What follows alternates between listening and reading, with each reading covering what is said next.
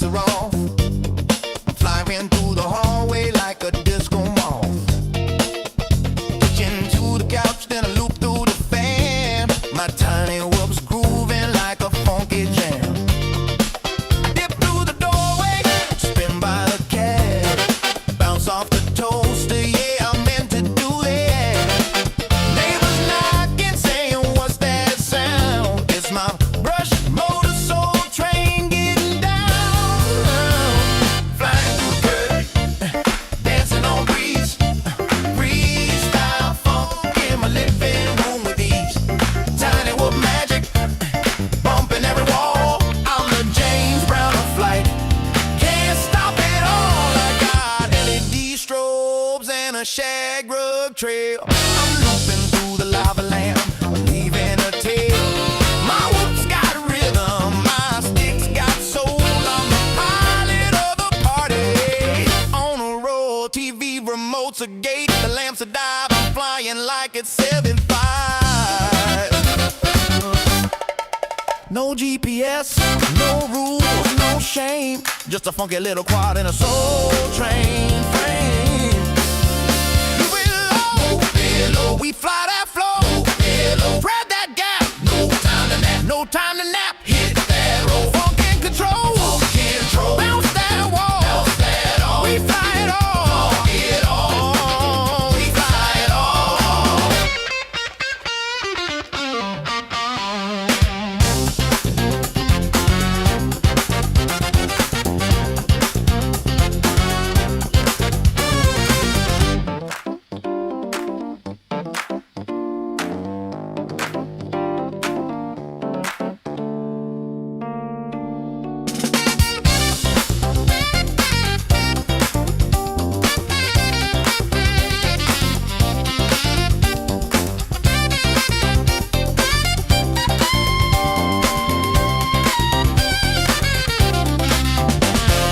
Tiny whoop love, funky and free. We fly indoors, we fly with glee. Whoop it, loop it, groove it, move it, bounce it, flip it, funk it, rip it, fly that soul, don't lose control. Tiny whoop love gonna make you whole. I thread the needle through the vinyl stacks, bounce off the mirror ball, never looking back. My quad's got soul, it's got style, it's got sass. It dips through the incense like a blast from the past.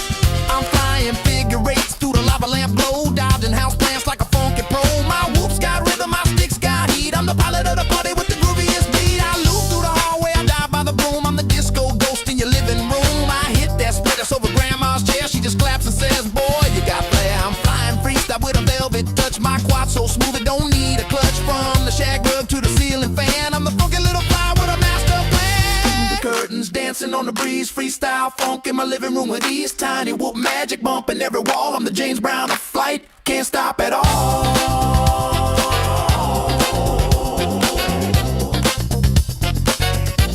Can't stop at all. Can't stop at all.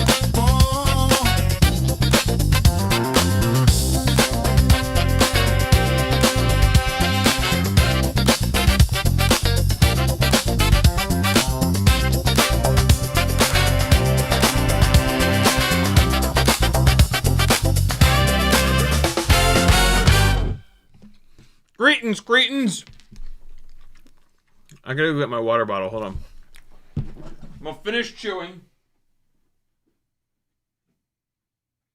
Get my water bottle. Hey! What's up, people? Welcome to Friday night farting with the fart bag. Fart bag, hippopotamus. Welcome to Friday farting around with the king of the fart bags. We're gonna see if the Matrix 12 amp AIO can withstand the violence of BetaFPV 1102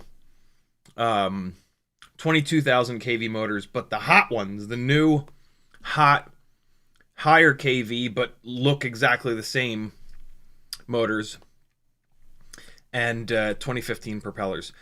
I already started to do a little bit of the stuff, the kind of more boring stuff of the build. But there's plenty left to do. I got to relocate the battery lead, and we got to figure out a camera setup with it. Hopefully it's a CO3. But yeah, we'll see. Thanks for coming. Cole FPV says, fart stiffer Friday with Teddy. Indeed. In the chat, who's here? Nathan Wells, Matthew Wagner, Uriel, Level Up, Dagul, Capital C, Uke, Uriel, Giddybots, Doc Holiday, J Tux, Fizz, Sporny, Cole. What's up, everybody? Chuck P. Cheers, fools.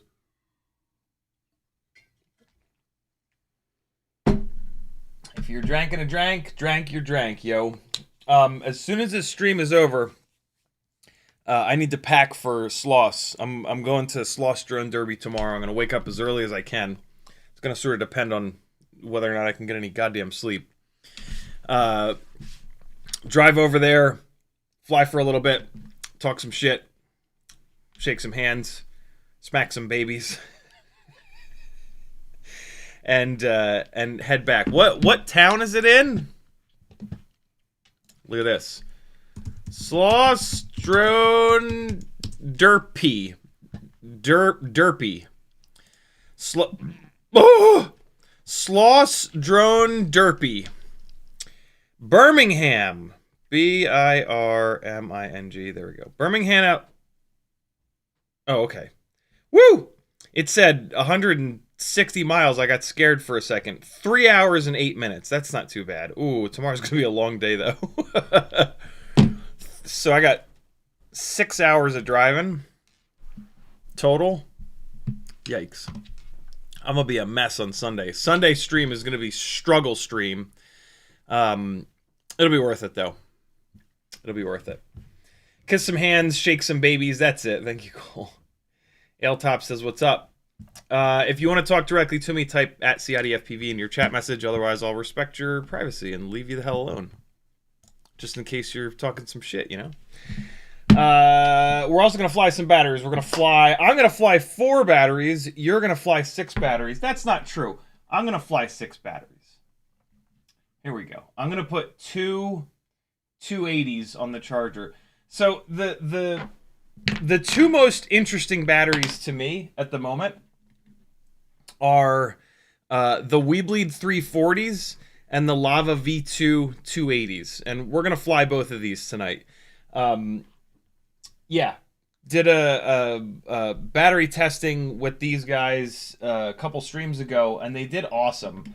They did not deliver quite as much RPM as some of the other batteries, but they did seem to give a little bit more runtime, which would make sense. They're a 340 mAh cell.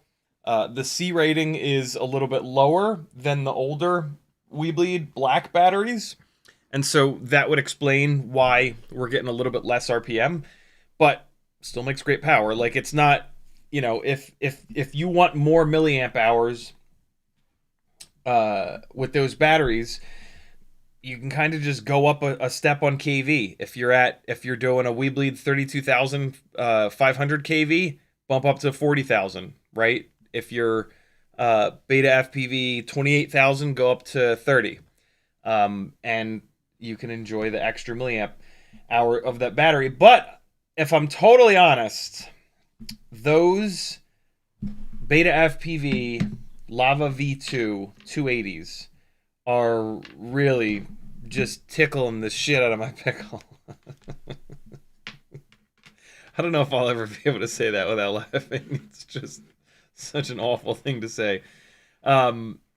They are just awesome, and I'm gonna look at building like lighter weight, lower KV setups to take advantage of those batteries. Since they're a full gram lighter, you don't need as high of a KV motor, like the opposite of the 340s. You can actually run a slightly lower KV motor.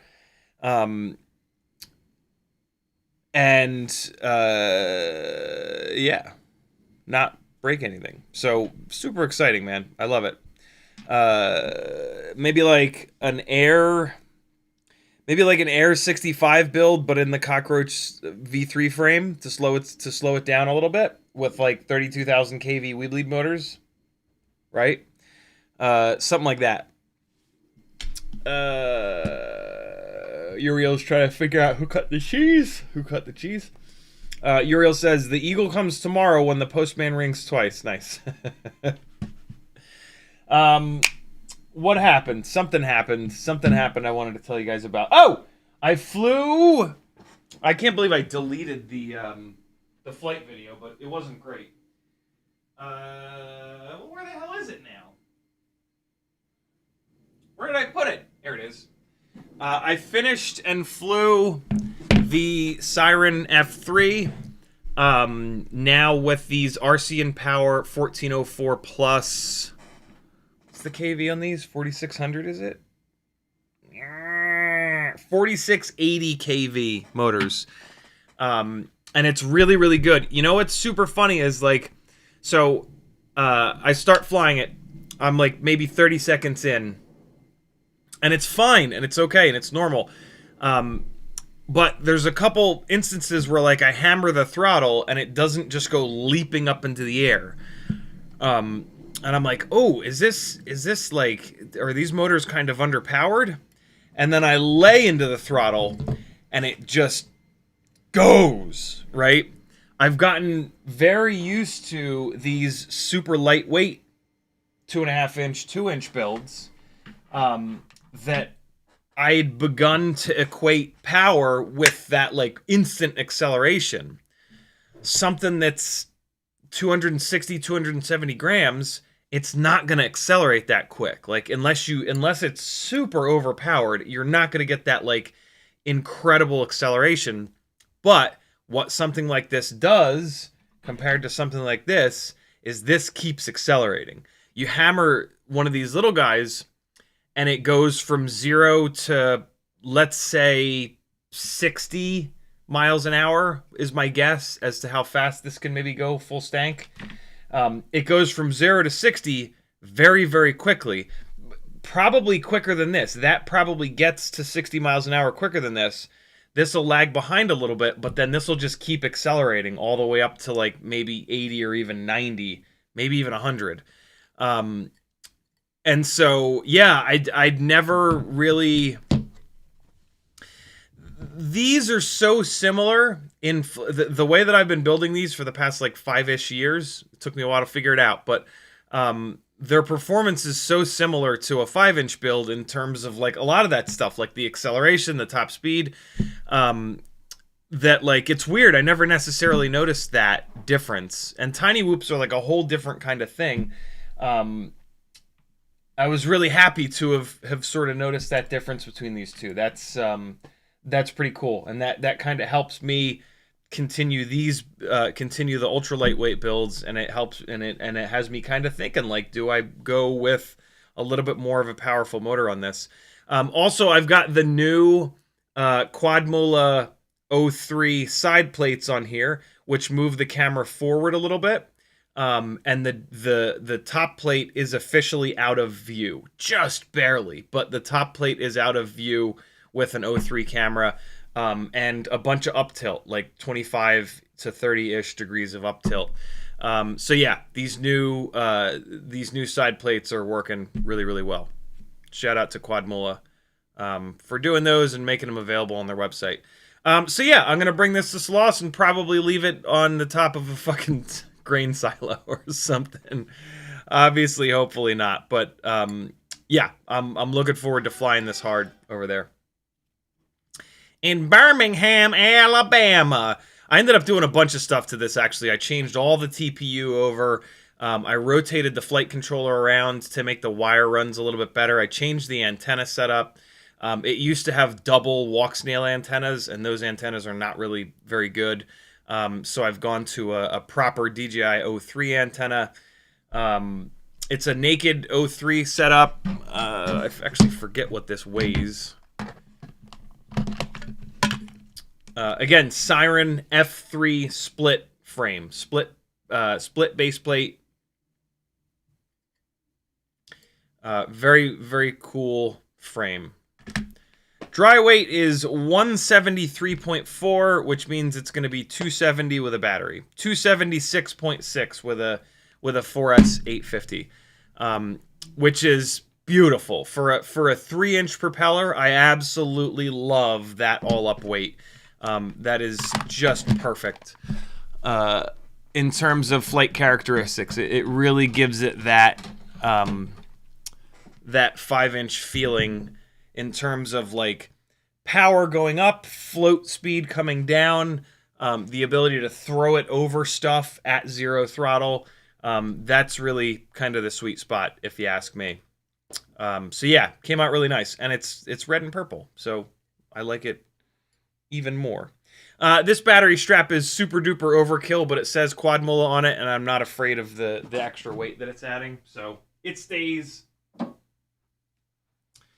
And then I also finished the Raxus. The Raxus is good to go. I had to swap one of these motors out, and now it's all set. So this just needs a bunch of batteries put through it next week to get it ready for next weekend. This is probably not going to be the main rig that I fly, but I do want it to be as ready to go as it possibly can be. This is basically going to be the rig that I test RF with. It's the smallest, it's the lightest, and it's got the worst antenna setup. We've got the dual Nomad antenna in the rear here, and then we've got one on the side. The other two builds have one in the rear, but it's elevated up here, and then this antenna that's on the side of this guy is up at a 45-degree angle like the video antenna. And so those rigs are going to have better RF performance. So basically, sight testing, I fly this until it fail-safes. I move to figure out where the absolute edge of range is, and then those should be able to push beyond that edge of range. So yeah, this also has O3, and those two, the AOS Cine 30 and 35, have O4 Pros. So this has slightly worse video quality, but still better video quality than my previous setup, which was all on Vistas. But that previous setup, by the way, is pretty much for sale. If anybody's looking into getting into live broadcast work, I have a full, ready to go, dialed in gear setup on a Vista versus O3 and O4, but I'll be honest, man, I was doing gigs at the end of last year, and nobody said a damn thing about the image quality. The Vista image quality is great. It's also unbelievable in low light. So a lot of the live broadcast stuff will go into golden hour and into blue hour, and those Vistas work great. So if somebody's looking to get started on live broadcast work, it's incredibly fun. And I've got the smart controller. It'll work. It'll work on any of the goggles, I guess, but you might as well use the older DJI goggles. And then Vistas. I got 2 builds for it. I might only sell one of the builds, but yeah. Some of the most fun flying that I've ever done has been the live broadcast stuff. It's just super exciting. Super, super, super exciting. Ailtop says, is this a good deal on used HD0 items for $600? What's a Box Pro? I think that's a goggle, maybe? Box Pro. Well, pretty sure they're not actually $1,600. Okay, so that's $300 worth of goggle right there with a 5,000 mAh battery. That's another $20. Antennas, we're going to assume that they're shitty antennas, and we're going to add another $20. So you're up to $340 worth of stuff. Mobula 6 HD Eco with some batteries. So that's another, call it, which one is that? Mobula 6 HD Eco. Which one is that? Is that the one with the external? Currently unavailable. Great. So that's the one with the external HD0 on there. So That sold for 140. So we're at what? 340, 440, 440. So basically we're at $500. So no, that's not a good deal. We're only at $500 of buying all that stuff brand new. Oh, okay. Race V3 VTX and a freestyle one. Yeah, that's a good deal because that Race V3 VTX is probably $100, which puts you up to 600, and then the freestyle VTX is probably another $100, which puts you up to 700. So you're getting like $100 discount. If everything's in good shape, it's probably a good deal. But if anything, if it's beaten to death, that's maybe a bit much. That's maybe a bit high.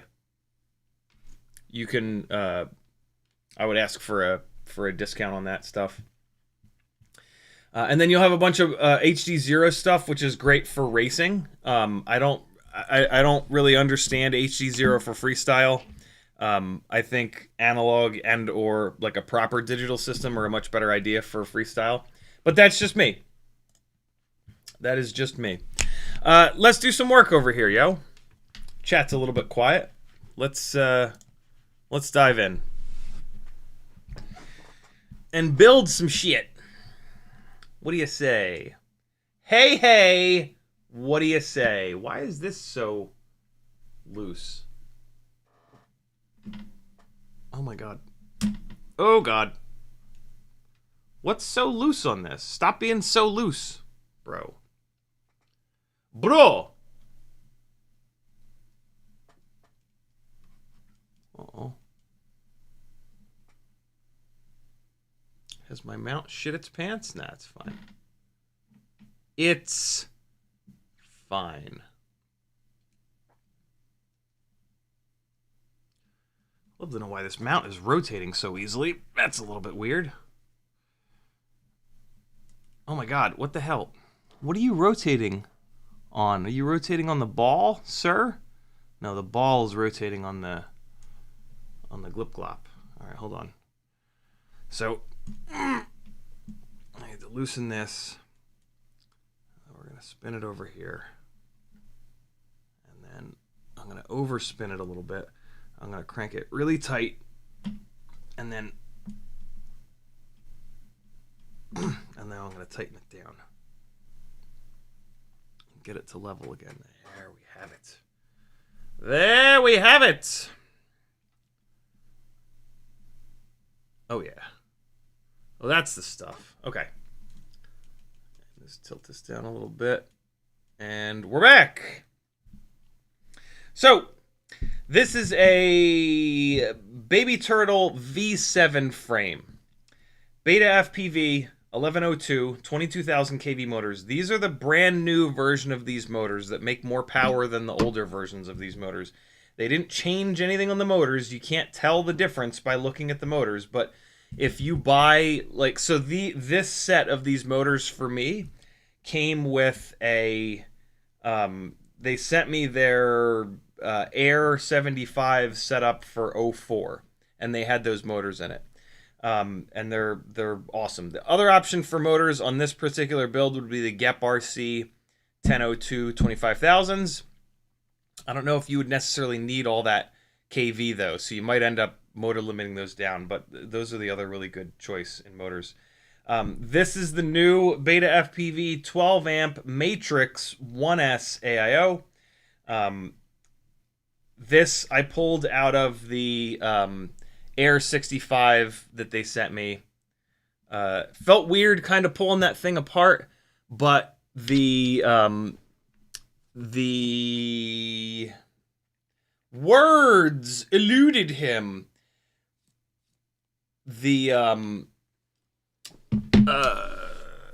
As a bind and fly with the really skinny ducts, it's awful fast inside the house. And so I left the 75mm rig apart with this AIO. I'll keep smashing that outside. This guy will get to see how it is in a carbon fiber frame. There's a chance that I'll end up taking this out of the carbon fiber frame, but I would like to kind of leave it in there because I'm very curious. If nothing else, I'm very curious what happens with this AIO when you mount it to carbon fiber, right? If this is hard mounted to carbon fiber, will any weird vibrations on pitch show up? That might kind of help us figure this AIO out a little bit better, because it has been a little bit of a question mark. There's been some weird black box logs from this AIO, and it kind of sort of looks like the pitch axis has more vibration than the roll axis. But that could totally just be coincidence. So let's do some soldering. We got to take this battery lead, and I'm just going to reverse it, and I'm going to put it on top, and I think that will make it long enough to reach the top plate on this thing. I'm going to put on my Yaktasoon nerd goggles so that I can actually see what the hell I'm doing here.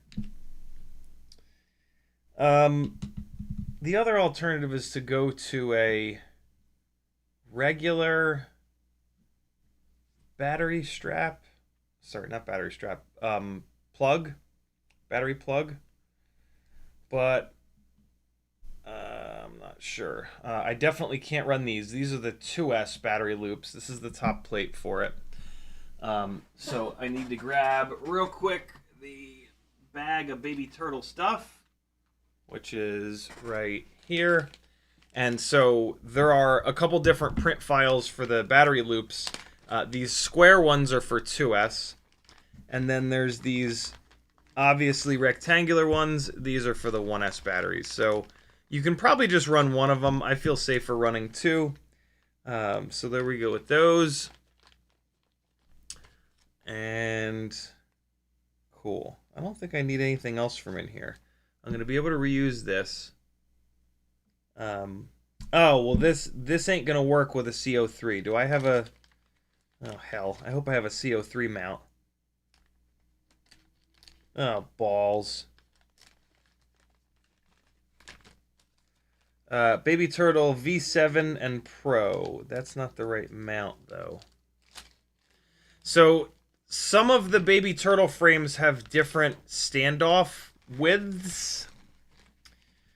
I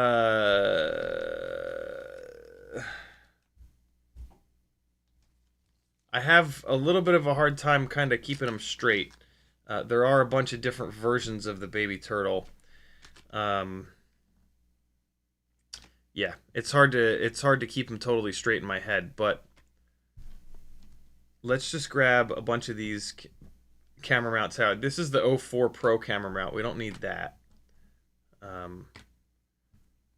This is for a True RC antenna. We don't need that. I have the antenna mount. That's all set. So, yeah, we got a couple different... I have two sets of those. We have a couple of different camera mounts. Let's see which one makes the most sense. Why are there so many of these? Are these all the same size? I think there are ones of these that are ever so slightly bigger. Yep. Here's the bigger ones. Okay, and then these are the smaller ones. Got it. Okay, cool. So... camera mounts. We've got the one that was on there. This is the one that I was running with the Foxier camera. So I'm gonna, and this is the same. This should work with a CO3. This one should work with a CO3, and then this is for, I forget what camera this is for. All right, so let me see if I have an extra CO3 camera. Otherwise, I'm just gonna yank one out of one of those canopies. But there's a chance I have an extra one kicking around. So let's see. Is there an extra CO3 in here? There is not. Yeah, there is. It's in this canopy, which means that it could be one of the older CO3s, and it could be really bad in bright daylight. So I'm going to skip it, and I'm just gonna pull one of these out of the canopies up there. Or hold on, where's that Weebleed camera? Where's that Bleed Eye camera? Could be an excuse to try that thing outside. Where the hell did that Bleed Eye camera go? Is it in here? No, that's a CO3.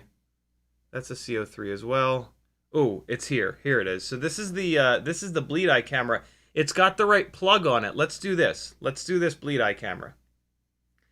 Because then I don't have to worry about the mount. This will definitely fit in the mount, and all will be right with the world. So the mount that I was using is this one.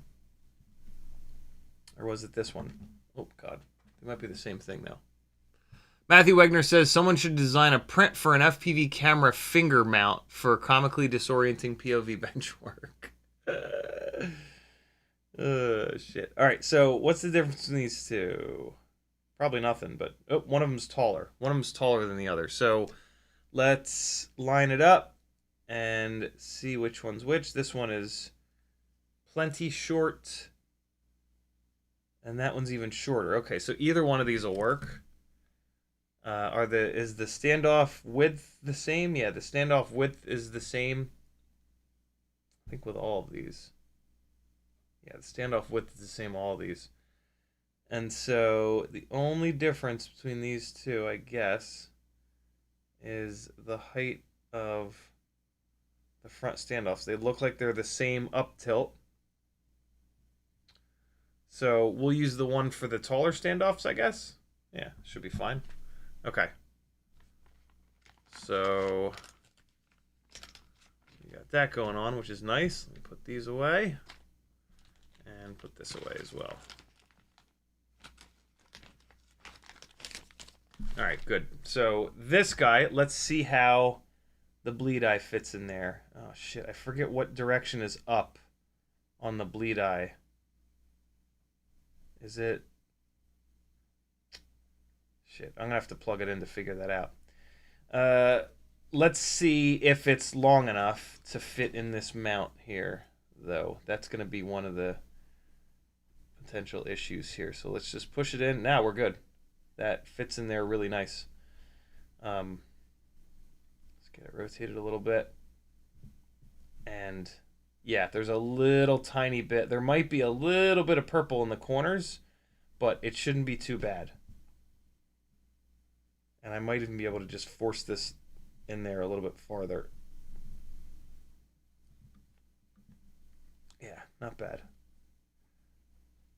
Almost certainly, though, this is not the right way around. Let's let me throw a battery on this AIO real quick. Well, no, hold on. Let's take care of this soldering first. I got the soldering iron turned on. Let's take this. Oh, you know what? No. I wanted to. That's right. One of the reason why this whole thing started is I wanted to look at how the battery is going to sit on the top plate to make sure that this 180-degree lead is the way to go. I might need to go with a straight back lead. Yeah, see, no, this ain't gonna work. If I do that 180-degree lead, it's gonna bump into that, or it's gonna have to go up, and I don't want it to go up. So I'm gonna have to go to a different battery lead here. It would kind of be nice to do a 90-degree battery lead. Let's see what I got. Let me see what I have that might work. So we're looking for a BT 2.0 lead. Yeah, see, like I might just end up doing this A30. But it needs to be BT 2.0, not 180 degrees. Maybe just 90 degrees to the side. Well, this is starting to break here, so maybe I can rip that off. And then I think that this basically is a 90-degree lead. Let me just... Yeah, that's right. These are a 90-degree lead. They just have this extra piece of plastic, and this guy's broken anyway. Wow, it's broken on both sides, so it's literally falling off. So I can use this one if the leads are going to be long enough. Oh, wait, no, this is 90 degrees in the wrong direction, though. Shit. Yeah, this is not 90 degrees in the direction that I want it to be. I want it to be 90 degrees to the side. I guess I could kind of do that with this. I could kind of wrap this lead around like this, but I would rather... no, I would rather resolder it. So I'm probably going to take this and just resolder it. Resolder this one lead to go sideways. I'll end up doing them both.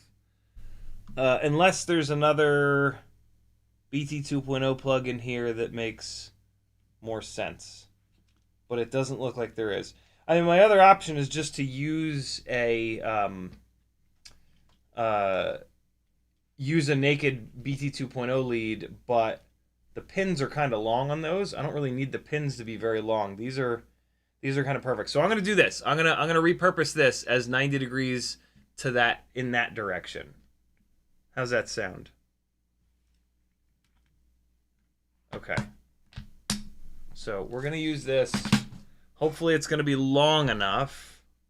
Is this like the full length? Yeah, this is the full length. So this is as long as any of the other ones that I've got. So let's just modify this. Remember, friends, modify before you buy.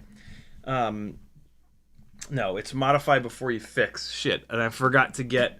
whenever you're going to do work, direct soldering work on these BT 2.0 leads, the pins inside of here are going to shift.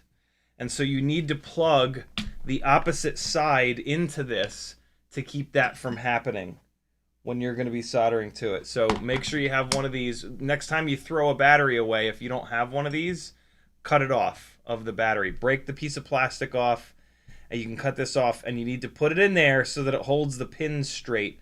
Otherwise, they're going to get all jacked in the mouth. That's a strange thing to say in that scenario, but I'm the strangest man you've ever met.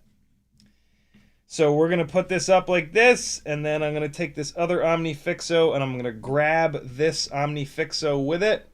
That way they are nice and stable. And so the question becomes, which direction do I make it? I guess it doesn't really matter, but if I had a choice, I guess I would want it to go this way with the round part. So I would want it to go towards the round, which is to the left, which is great. Kind of doesn't matter because you could always just flip the battery up the opposite direction. But, you know, if you want the 480 to be facing upwards, you got to do it the way that I'm doing it here. So let's put a little bit of flux on this guy. We're going to pop these off real quick, rotate them a little bit, and then this will be good to get soldered onto the AIO. And then we're done. We plug the motors in, put some nuts on there, drop the camera down, and away we go. So here we go. This is taking a BetaFPV 180 degree lead and rotating it 90 degrees to the side. So going from 180 degrees to 90 degrees, but 90 degrees off to the side rather than downwards. So this one I'm going to want to go up and over. This one I can go, yeah, like that, because there's a pin in the middle. Okay, so let's just solder this guy down here. What is this under here? It's just a flat pin, I guess. Yeah, looks like it's just a flat pin. So let's just move this. Always move the work to you. And there's a little bit of a bend in the wire, so I'm kind of wrapping that bend around the side of the pin here. I should probably not do this with my fingers because I'm going to get burned. But I have moved my fingers back a little bit, and that'll help. But I'm still probably going to get burned. Let's do it the right way. And we're going to grab this with a pair of blunt-tipped tweezers. Oh, you fart. All right. There we go. Okay, and so now I can grab it really close to where I'm soldering, and that'll allow me to get this in the exact right spot. Okay, so I want it to be right there.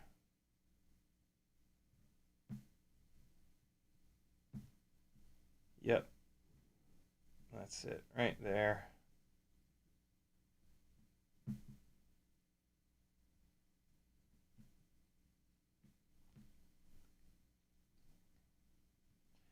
All right, that looks pretty good. I just want to get a better grip on it with these tweezers. Can I butt them up against the thing like this? Yeah, I can.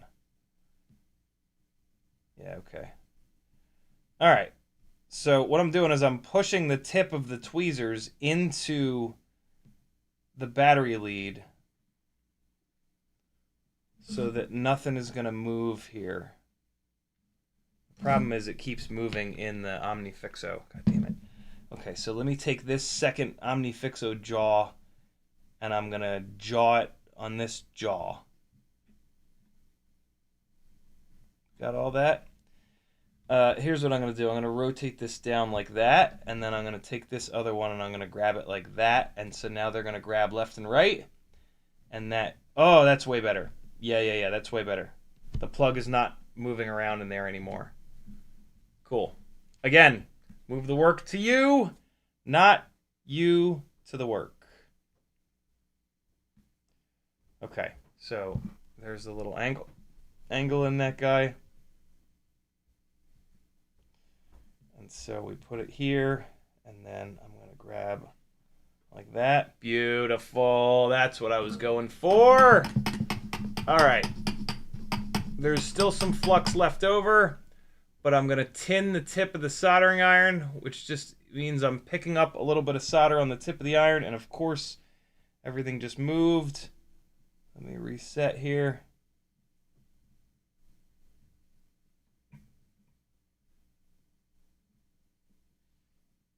Come in at a good angle. Try not to melt the plastic. And there we go. Just give it a second to chill. All right, and then we've got the blue voltage wire, the positive wire. He's going to come up over top here. So we're going to hold this guy like that. And then he's going to pop up. There's these little plastic pins on here. I'm trying to kind of work with the pins. And so, yeah, this guy's going to be like that. Perfect. Okay.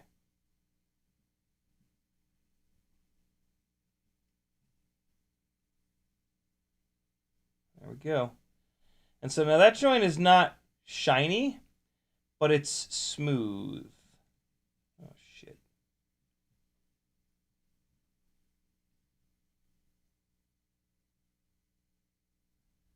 It's not a shiny joint, but it's a smooth joint, and that matters more. But if you want to be sure, and if you want to get it as good as perfect, as close as you can to perfect, I should say, put a little bit of flux on there, and then just rework it one more time. I'm going to do that with these sharp-tipped tweezers, and I'm going to try to pull the wire over into the little post a little bit more, so I'll do two things at once. When the solder joints get dull, it basically means that they've oxidized. That is normal. It's not a great thing, but it's also not the end of the world. As long as the joint looks good and is nice and smooth, you're totally fine. Cool. So there we go. There's a little 90-degree mount with the wires coming off the side. Give them a little tug, and we're golden. So what I am going to do is put a blob of E6000 down here. Now that this is a 90-degree angle to the side, I can't really put like shrink wrap around here. So I'll do a nice big blob of E6000 just to kind of lock this in. For right now, though, what I can do is a blob of hot glue. Keep hot. I haven't used hot glue in a while. I haven't showed you guys this little hot glue hack in a while. This is good timing. Hot glue dries right away, but it doesn't handle heat as well. And so I typically opt for E6000 over hot glue, but you can get hot glue sticks in black or clear. You know that. But here's the cool little hack. You just take a lighter and you get a little bit of it hot, and then you just push it into whatever you want to transfer it to. So I got this corner nice and hot, and so now I can just push it down into the end of this, kind of swirl it around a little bit, and get a little bit of it on myself. And now we've got a nice little layer. And what you can now do is hit this with a little bit of fire, and it'll just kind of flow.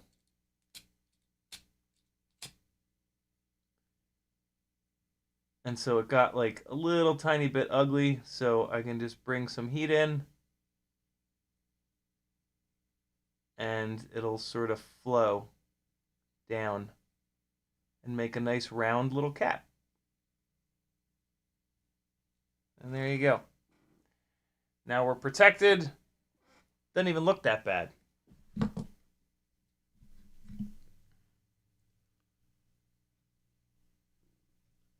Isn't that slick? I might actually just leave that. There's a little gap on the side here that it would be nice to kind of fill in. So yeah, maybe I'll come back with E6000, but you know, I can just peel this right off and it'll just pop off and it'll be fine. But that's pretty good.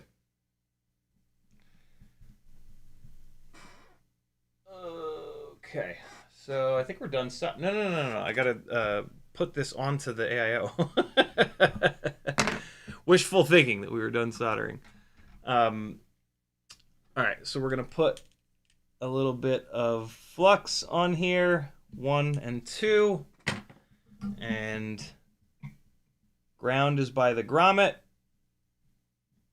as usual, although this board is nicely silk screened. This again is the BetaFPV Matrix, the new Matrix, with no front mounting point. Tip of the iron is a little oxidized, so it was not transferring heat. Let's clean it and give it another try. There we go, much better.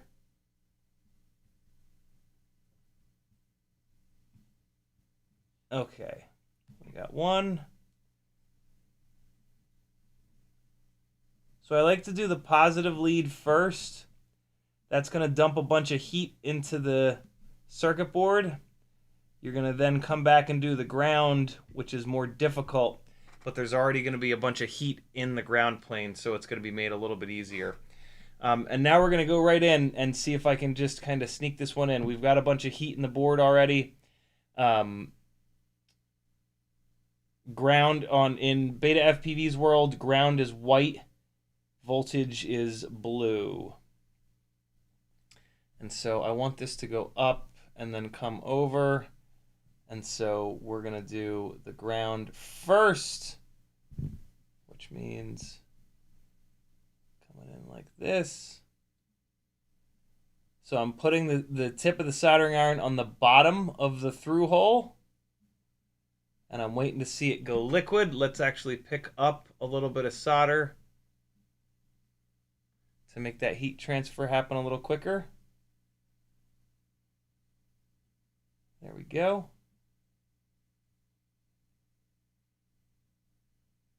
Just waiting to see the solder on the top of this through hole go liquid, which is not happening, which means that there's a whole bunch of leaded solder in there. So what we're going to do is come in with solder wick, and we're going to clean these. We're going to try to clean these holes out. Little trick with the solder wick is to take a little bit of extra flux and put it on both sides of the solder wick. Clean the tip of your iron, and then you're going to pick up a little bit of fresh solder. So a little bit of fresh solder on the tip of the iron, put the solder wick over the hole, push down, and pray. That did a pretty good job. I think it completely cleared out the ground hole. I don't think it quite got the other one.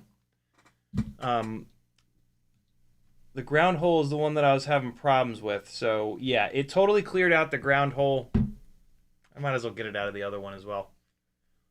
Take a little fresh bit. So here's what it looks like when you use the solder wick without extra flux or without tinning the tip of the soldering iron. It still goes, but it goes a lot slower.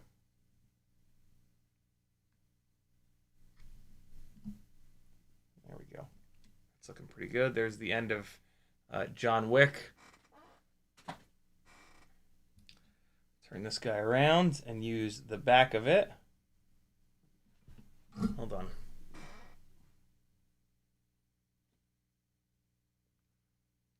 Get out of there. Okay.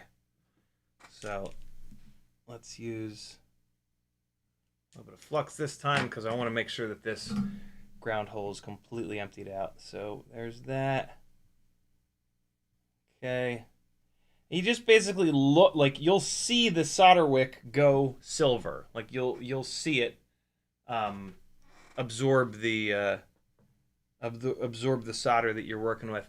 I gotta be honest, man. Tinning the tip of the soldering iron is really the ultimate cheat code for working with solder wick. It just helps a ton. And you want to pick up as little as you can. Just pick up the tiniest little bit on the tip of the soldering iron, and that just helps with that transfer.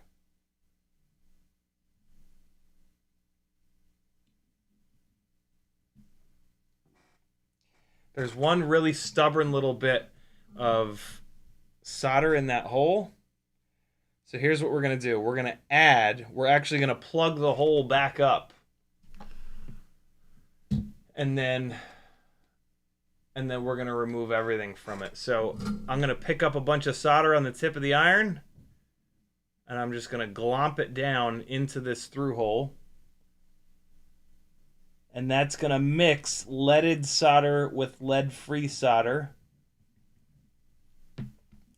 And then I'll be able to pick it all up, in theory. Let's try it.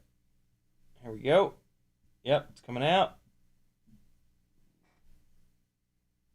Okay, so it didn't all come out, but we removed the majority of the lead-free, the lead-free solder, so we're probably okay. Let's just try to drop this guy in here. I bet you we'll be fine. So, soldering iron on the bottom. Let's clean it off. It's looking pretty dull. Chef Bruno says, late, but have a curiosity. Can you physically resolder a wire to a motor? Is it hard? 1103s. Yeah, you can totally do it. It is tough. You're soldering a stranded wire to a non-stranded stator winding, and so it kind of sucks to do it, but it's totally doable. Is it worth the $15 or so that it would cost you to just replace the motor?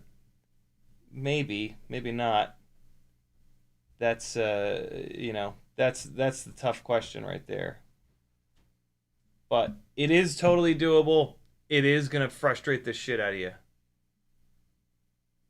because you're also doing it like right next to the stator, so like it kind of sucks. There we go.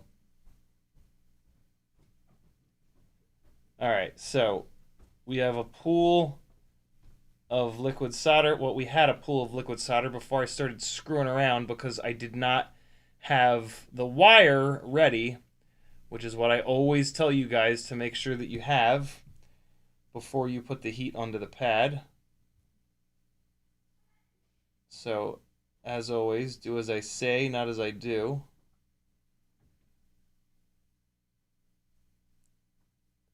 Come on.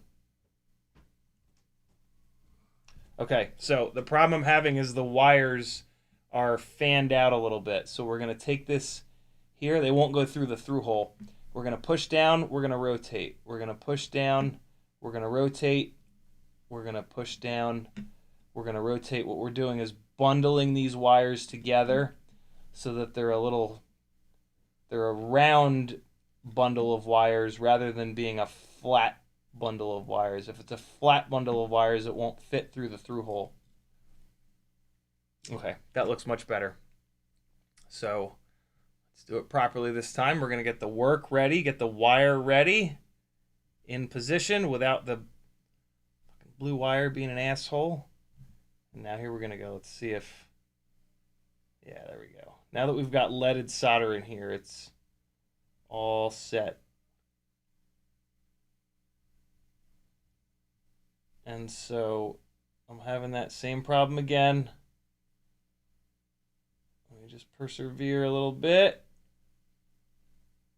Okay, no. Yeah, it's still, and yeah, I can see. This is the trouble with using the through holes. They're worth it, in my opinion, but sometimes you got to do this back and forth a few times to get the wires completely flattened out.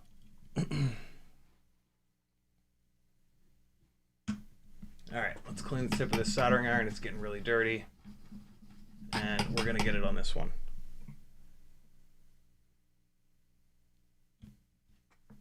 Okay. Put a little bit of flux on here. That'll help a ton. Just clean this up a little bit. Okay. So we're going to flatten these wires out. Much better. There we go. And it looks like there's one more wire just kind of sticking out a little bit. Push that one down.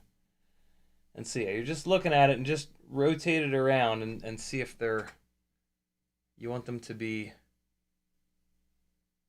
a round little bundle. I'm sure a lot of you have done this already, and so you know what's up. The other way to do this is to use the solder wick to clear all of the solder out of these holes, and then you just drop the wire into the empty hole, and then fill that hole back up with solder. It's a little bit stronger to do it this way. And so if possible, this is kind of the right way of doing it. But boy, am I having a hard time tonight. Okay, let's clear the hole out, and we'll do it the other way. So I need another thing of solder wick, which I have back here.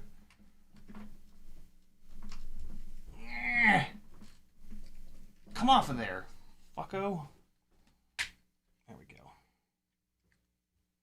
go. Ah, we've got our new one is Big Wick Energy. There we go. There it is. All right. So this is big solder wick, eh?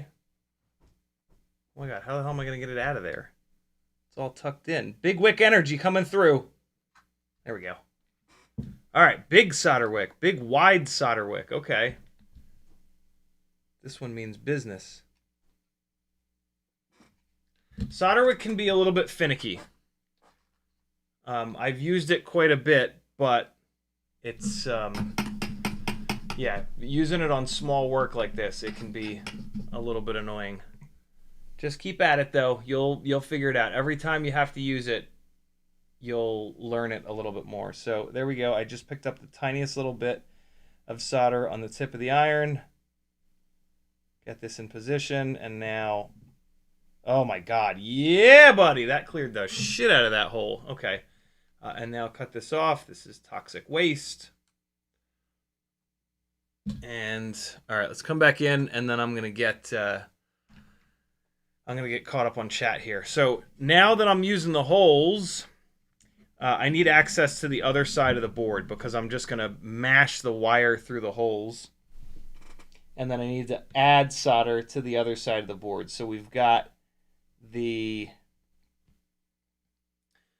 well, now the other thing I need to do is make sure there's no... If you're going to just run the wire through the holes, you got to get any excess solder off of the wire. You can't have a big blob of solder on the wire. So you put a little bit of flux on there on each one of the wires, and then you use a totally dry soldering iron tip because you're trying to pull solder off of the wire.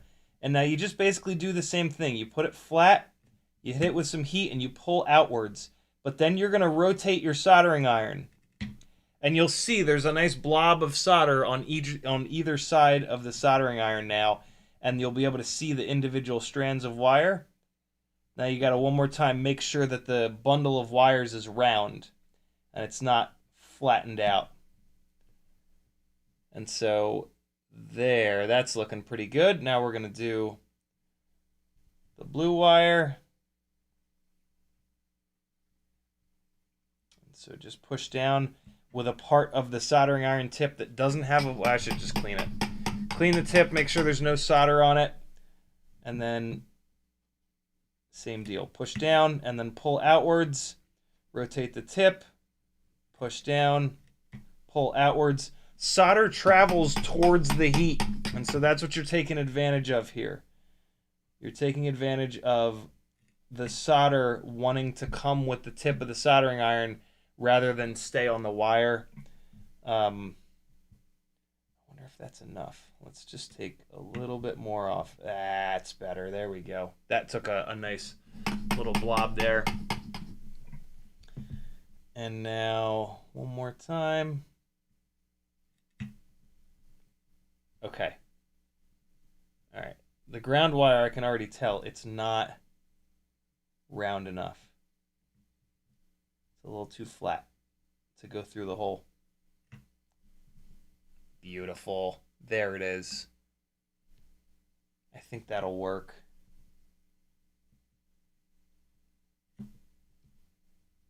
Yep. All right. Good deal. So both of these are nice and flat. We're putting them on the top of the board.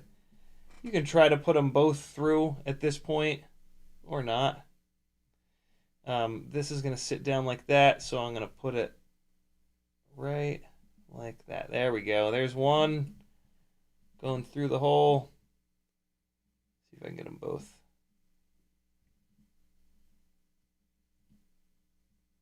Come on. Yep. All right, so we got them both. Here's one of the really cool things about the OmniFixo. I can move this work over here, grab one of these arms, and just hold this wire in place, like perfectly in place, so that these wires don't back out. You don't want them to back out of these holes. And so there we have it.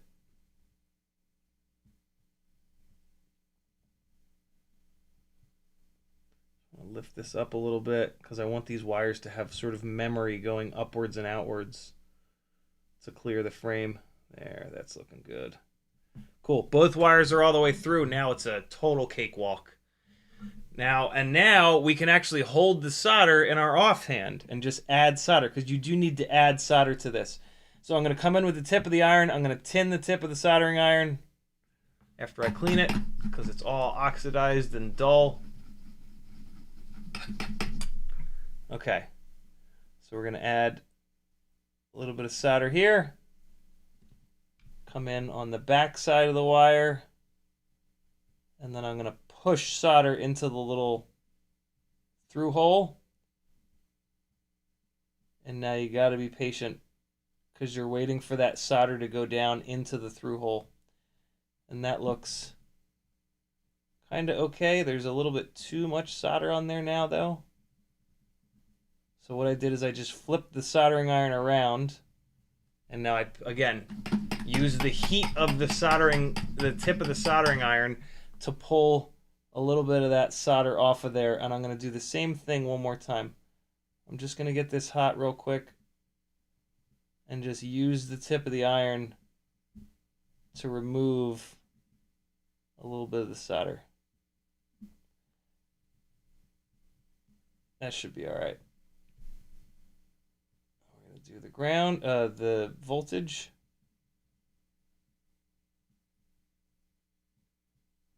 There we go.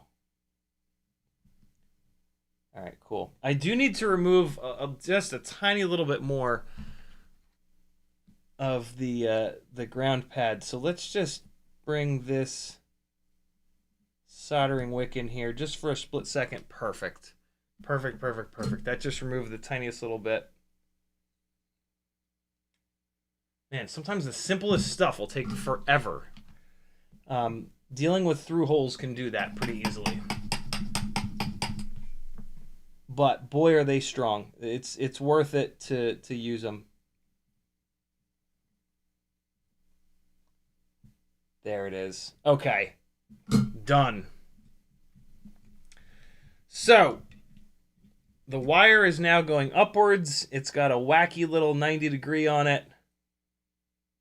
Everything looks super nice and clean and tidy. You're looking at right up here. Right there. That's what we just did. And so when you use these through holes, even more important is to look on the bottom here where the wires come out and make sure that the silicone is butted right up against the AIO or whatever you're soldering to.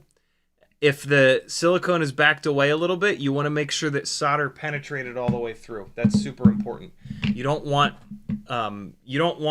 to have like the PCB and then the wire going through it. You don't want a big ball of solder here that can like move in through the PCB. You want the solder to be all the way through that through hole. That's why they're really strong, because you get like 360 degrees of coverage basically. Hopefully that all makes sense. We're done soldering. Huzzah! Hold on. Just clean this up a little bit. And I don't want to leave this sticky ass stuff all over the OmniFixo. Okay. Flagadelic says, I sure wish they would make those through holes bigger. It would be nice if they were just like 1 gauge bigger. They are like exactly too small for the battery wires that we run. Uriel says, the yacht can learn a lot from you. They're not so handy anymore. More hackers, etc. Keyboard warriors over here. Chef Bruno says $5 each. Cheap little motor, like one off of a Darwin. Figured it would be decent practice. Real thing if it's possible. Will for zip. Yeah, if the motors are only $5, I would just replace the motor. Matthew Wegner says, ideally have one cut off with wires attached to act as a heat sink.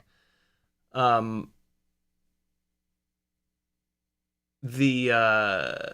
opposite side of the BT 2.0, I think you're talking about. All right. So this guy's facing upwards. Let's drop it in here and see what's what. So we've got the 3 rear mounting points. So what I did here is, because I'm not sure that this is going to stay like this, I ran 5mm M2 spacers on long screws so that we have clearance for the motor plugs. If I fall in love with this and I leave this alone, what I would do is I would switch these motor plugs to the 90-degree motor plugs so that they're facing outwards. But for right now, we're just going to leave it on these. And there's plenty of wire length here. There might actually be too much. I might need to cut this down and do that all over again. Please, no. Please, please, please, no. I thought I would not have enough cable length. Now I'm starting to feel like I might have way too much. So let me just take a quick look. Let me get these screws off the front standoffs. And we'll have a gander. How does this thing keep getting screwed up? I think it's because I keep headbutting it. Sure, that doesn't help. So top plate. Oh yeah, I've got way too much. God damn it. Let's just put 1 screw in to kind of hold this in place and see where we're at. All right, so with the top plate kind of jankily held in place, we've got our battery, and then, oh yeah, we've got way too much. We've got way too much. Okay, so, damn it. So I need that much less, basically. How can I measure that out? Here to there. So what can I measure that out with? The jaws? Yeah, it's I need the length of the cutting part of the blade. Okay, so I got this. Wow, okay. It'll definitely be quicker this time. Ah, for Christ's sakes, Jim. That's the way it goes. If you want to get it just right, this is the way it goes sometimes.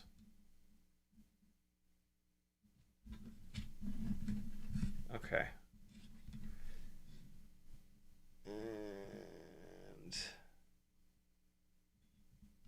let me move this to the other side. Move this little guy over here. That's going to be much better. Get shit out of the way. Okay, great. So let's get this out. Now that we don't have to deal with the lead-free solder, this will be a lot quicker.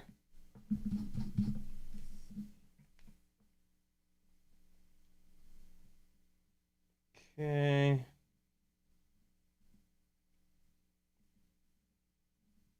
Come on. There we go with one. Here we go with the other. Okay. And so we're going to cut these down the length of the blade part of these. So that means on the A of AWG. On the A of AWG is what we're going to cut these down to.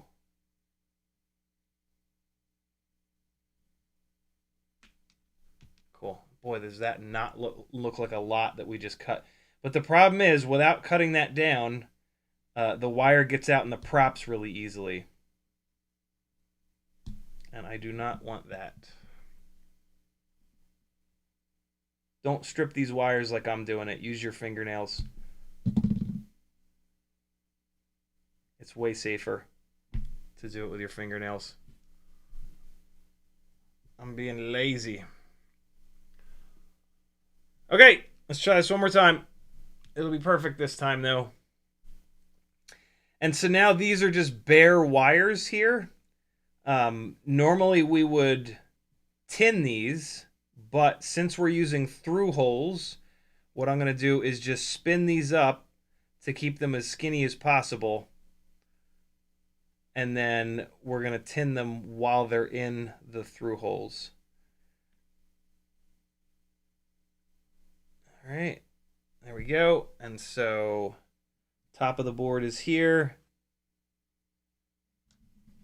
Let's move this, put it sideways like we had it before. And we are going to clamp the wire like we had it before. That worked really, really well. So we can feed the... Oh, now the holes are filled, though. So screw it. Nope, we're not going to do that. I'm not going to empty the holes out again. We are going to tin this real quick. Bring it over here. When you're tinning a wire, the idea is that you put the tip of the soldering iron on one side of the wire and you push the solder in between the strands. So this is over here, and then we just push that in between. Tip of the soldering iron on this side, push the solder in between. That's it, no big deal. All right, so here we go. We're going to heat these holes up, and then we're going to try to just send the wire right through. I'm going to put it up here like this. I'll drop the wire down vertically. So what I'm going to do is bring the tip of the soldering iron up from the bottom. And you can kind of line it up because you can see the holes. So rotate the work so that you're just bringing the tip of the soldering iron up like this. And then we've got the ground on that side. We get the flat part of the soldering iron here. Let me just clean it off a little bit more. Okay. Flat part of the soldering iron up. Wait to see the hole go liquid. You'll see it. And then try to feed it down through there. And so when you're doing this, you got to be really careful that there's not like one little strand of wire that goes rogue. And so you got to really check your work after you do this. Cool. There's the ground. And so just look around, make sure there's not that one rogue strand. We're good. On these 30 gauge, these aren't 30 gauge, but on 30 gauge wires, if you're doing this with it, there's only like 8 strands. All right. It just went liquid. And this is just about being patient and gentle. Come on, get in there. There it goes. And so the other thing that you'll see me do is I kind of double up. I get it to go through, and then I reheat it and push it down even farther. I'm just trying to get the silicone all the way down against the AIO so that there's not that gap between the silicone and the wire where it's going to bend constantly and eventually break. And so there we go. That looks really good. The silicone is butted right up against the AIO. And so now we're going to have a nice strong joint there. Okay. And put those guys. So we should be good to go now. Drop this on. Test fit. There. Here. When that's plugged in. Yeah, we should be all right. We should be good. Okay. We'll see in a little bit, but I'm going to leave that. That should be close enough. I'm tempted I kind of wish I'd shortened it just a little bit more, but if I'm running a really long battery, I'm going to need this to reach farther back here. Although the antenna is going to kind of be in the way, so I don't know, but it'll be all right. We'll be fine. Speaking of, that's not the right antenna mount. That's the antenna mount for XT30. I wonder if I have... There is another one. I just don't know if I've printed it.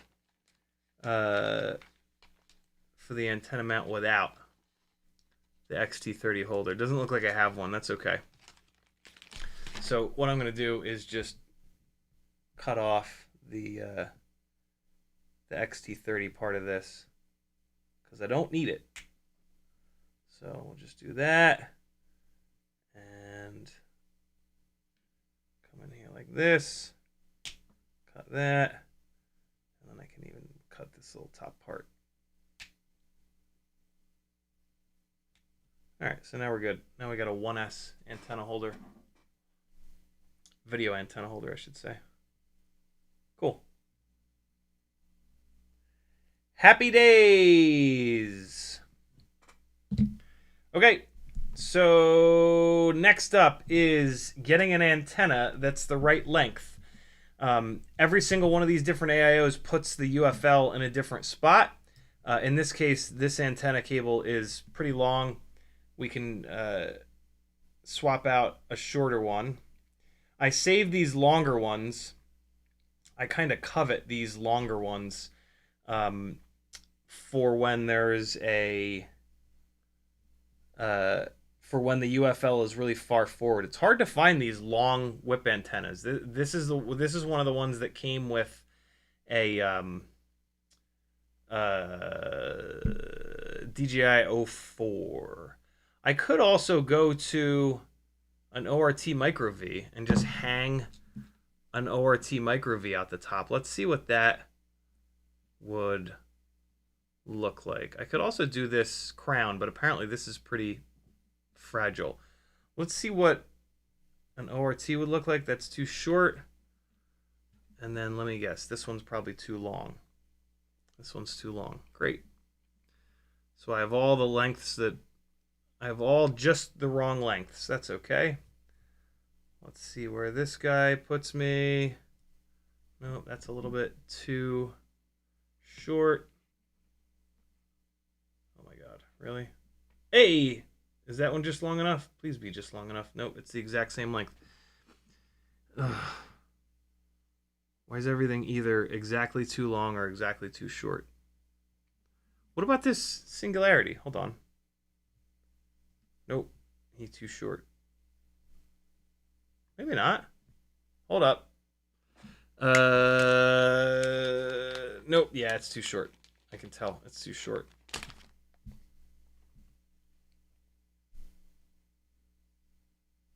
I'm curious though, hold on. Yeah, no, a little too short.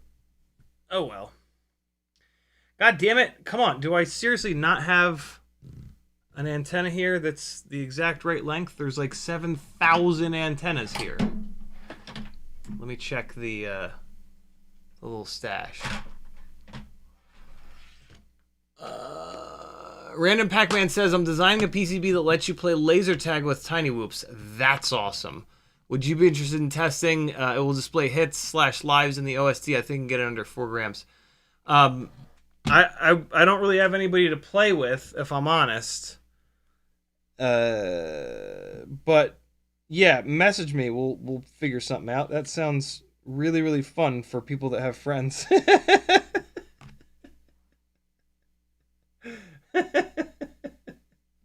All right, I'm going to use this one. I think this one's the right length. Okay.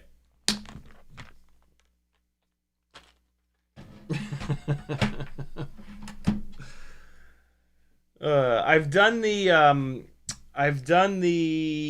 Velocidrone combat mode thing, and like it's kind of cool. I'm not like obsessed with it. Why does this not fit right? Hold up. Let me put another little piece of shrimp wrap on here to get this to fit a little bit better. I really love the way this I can turn this soldering iron off.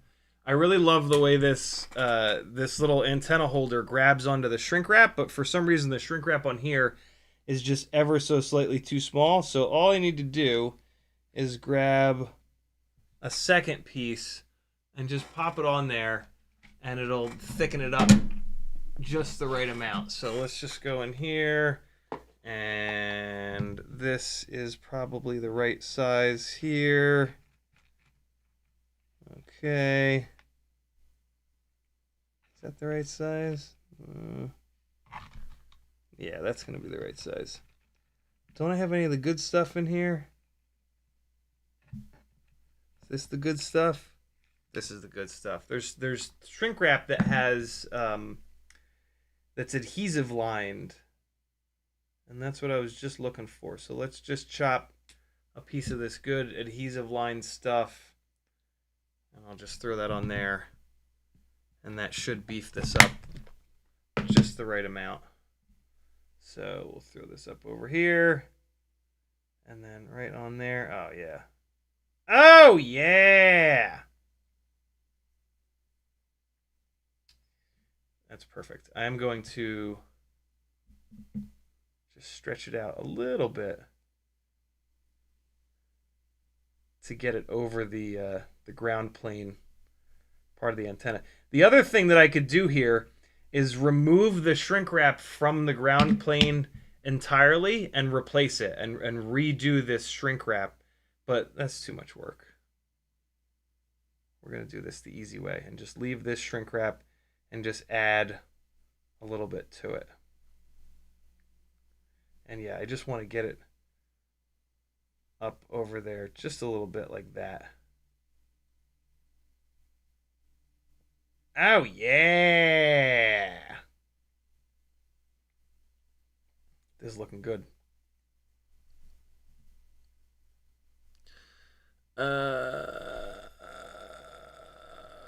Sporty just ordered motors for Cinewoop AMAX 1504 5500 on 2.5 inch. Thinking I could fly them on 3 and 4S. What do you think? 5500 kV is a lot, but yeah, it'll work. It'll work on either or. I would actually run that on 4S on a 2.5 inch rig. Where's that lighter at? Where'd that lighter go? Whatever.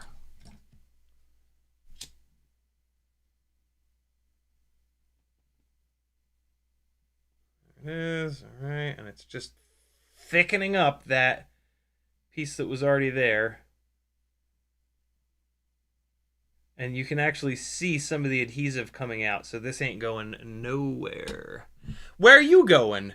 Nowhere. Okay. And that is good. Throw it through here. Oh, beautiful. Okay, cool. So now we're going to put it on here. We're going to rotate it just right. We're going to mash it through, and hopefully it's long enough. We're going to see in a second. All right, let's see if that's long enough to reach to the... Of course it's not. It's exactly not long enough.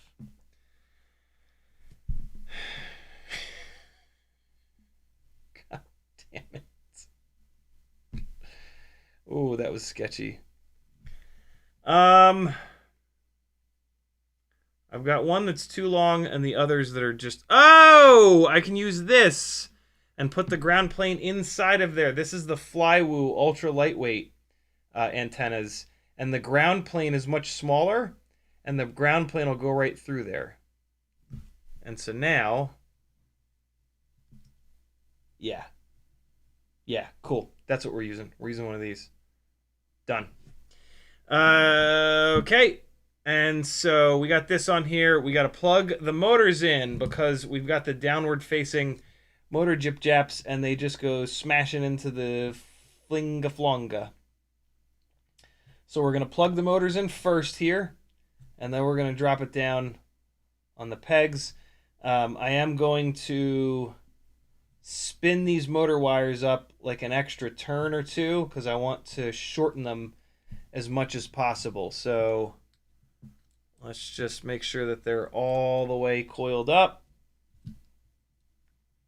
All right. That's looking good. Okay, get that one. Admittedly, this is a bit fiddly, and in order to replace a motor, I do have to take this apart, which is kind of not the point of using the motor plugs. I have to take this top plate off and then pick the AIO up. But again, I don't know if this AIO can even handle this. So this is a bit of a temporary kind of setup. If this thing, if I decide to have this live forever, I'll pull this apart and I'll swap these motor plugs on the AIO out to be 90-degree ones. But there's a chance that I will end up putting this back into a whoop.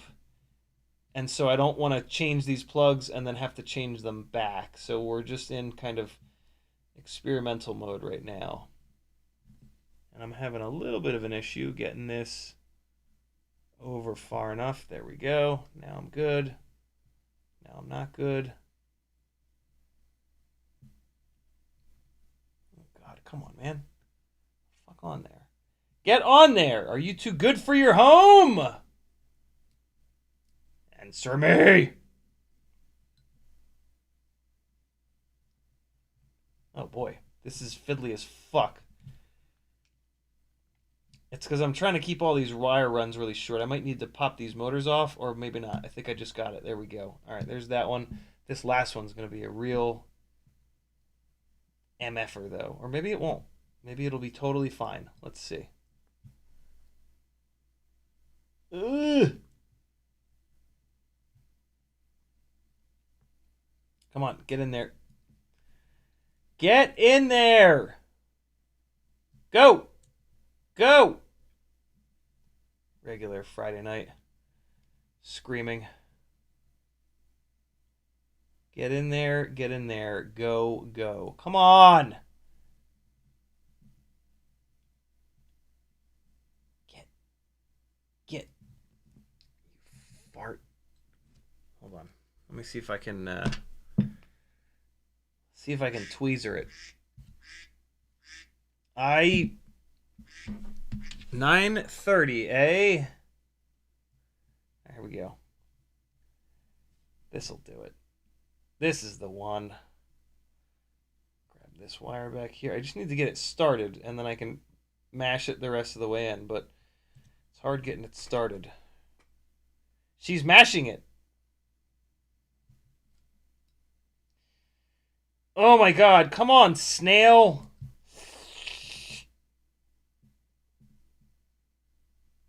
There it is. There it is. Go, go, go, go. Go! Are you too good for your home? I could also remove the standoffs, and I would be able to do this. But instead, I'll just keep brute forcing this. It's going to be bad. Hey! Good to go. Oh, I forgot to Stable 22 this. Oh! Shit. Alright, well, by twisting the wires up this much, the wires don't seem to want to sit flush on the... Oh, fucker. The 5mm standoffs are not quite enough. God damn it. Yeah, so we are hitting on the base plate. So I can... I'm just going to put spacers on these. I'm going to space this flight controller upwards by 1mm. You can get these handy dandy little plastic spacers in all kinds of stuff. And I just need 3 of them. I'm going to use these clear ones. 1, 2, and 3. And these are just itty bitty little plastic 1mm spacers. Plastic M2 1mm spacers. You can get these from pretty much anywhere. Because we have enough screw length on here. So we're going to be alright. So let's just get these guys snuck on in there. Alright, there's 1. And 2. And 3.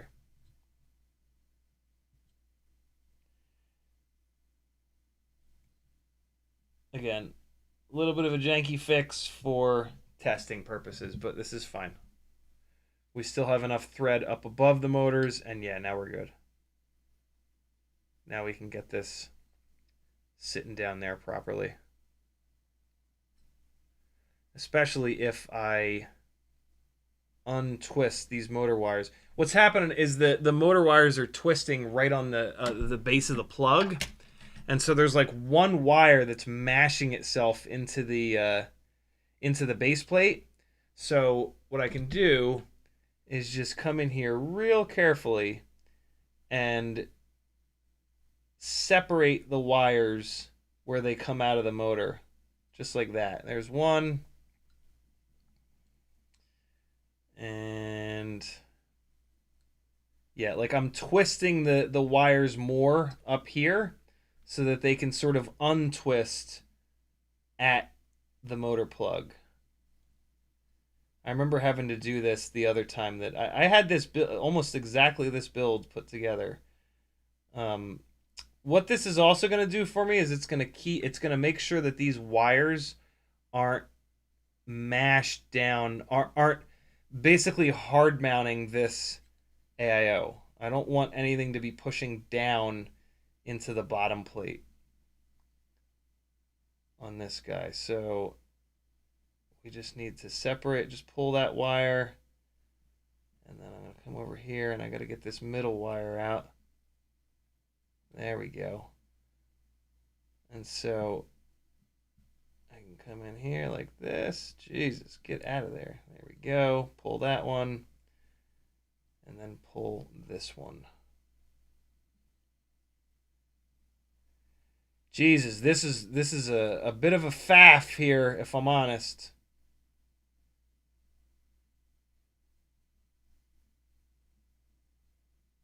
There we go. Okay. Those wires are separated. I think I just have this one more. Yeah, here we go. This one won't be that difficult.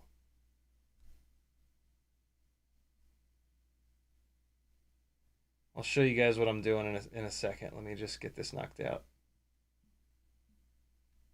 I'll show you guys the end result, I should say, in a minute. Always be really careful with these sharp-tipped tweezers. It's really easy to stab these through one of these wires, and then you can have a short.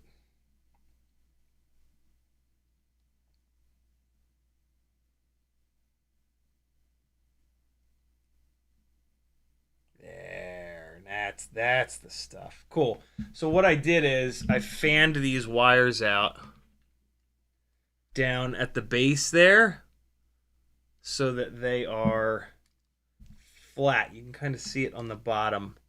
I want the wires to sit flat there and not be all twisted up at the bottom of the plug. Right? So I just sat there and like dug. Yeah, you can really see it there. See how there's separation between those motor wires? That's letting them make a 90-degree corner because they're so mashed up against the AIO. I hope any of that makes sense. So yeah, now I can push this AIO down, and I have a little bit more movement there. So we're good. Took a minute, but we're good now. I don't need these. These are the screws that were on it. This is the wrong case for them, though, so screw it. I'll just leave them. We need a couple of nuts. What are we going to do for nuts? I have some plastic nuts kicking around. Let's use plastic nuts. We'll keep the weight down as low as we can. I got some plastic nuts in here that I'm not really going to be using for this. This is the bag of hardware for the CiottiFPV. I think there's a bunch of plastic nuts in here. Yeah, here we go. There's one. Give me two more. Come on. 2 and 3. Sweet. CiottiFPV. Oh, I got something cool to show you. So in my ongoing effort to have a battery plug set up with both XT30 and XT60, I've refined it a little bit. Previously, what I was doing, this is just so that I can run any battery on any rig. Previously, I would just solder 2 leads off the ESC. One goes one way, the other goes the other way. But check this little shit out. What I realized I can also do is with this plug that has this nice little plastic protector piece, just ram an XT30 in there and just double solder it up. And it's cool because it sits like that. It's like kind of out of the way, and you got both. Isn't that slick? So there we go. This is going to be on both of those AOS Cinas. What are these? Find a home for those. All right. This antenna is in a terrible spot. Let's pick it up and put it backwards. Having this ELRS antenna sandwiched in inside of carbon fiber would be really, really, really rough. So we're just going to pull it out here and let it sit over on the side. But it's nut time. Let's nut up, friends. We're going to plastic nut it up. Make sure you don't use Loctite with plastic nuts. It melts plastic. Loctite and plastic do not mix. Do not mix them.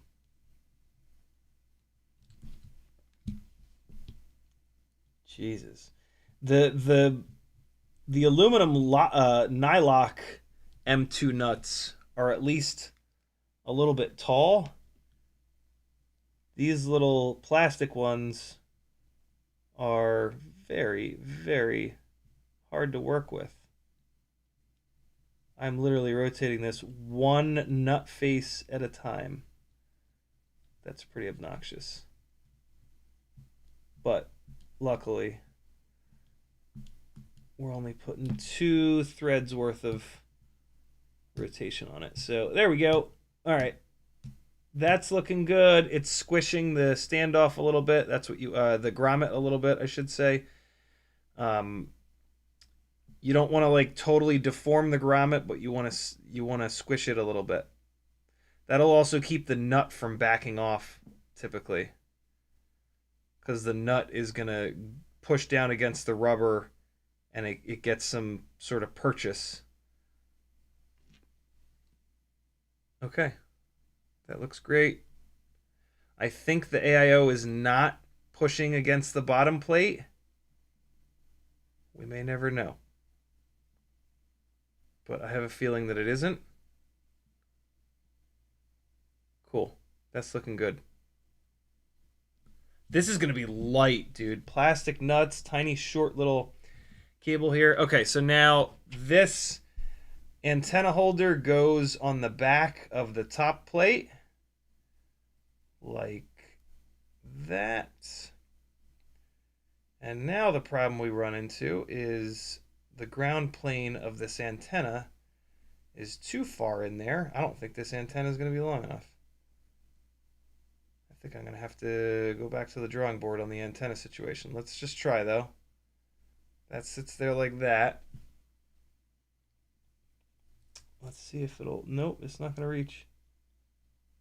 Oh my god, it's just barely going to reach. I don't love the idea of it just barely reaching because it's going to get ripped off. So I might actually have to go back to that original antenna and just deal with the extra antenna length.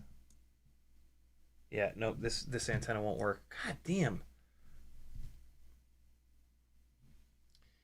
I know what I'm going to do. I'm going to do one of these...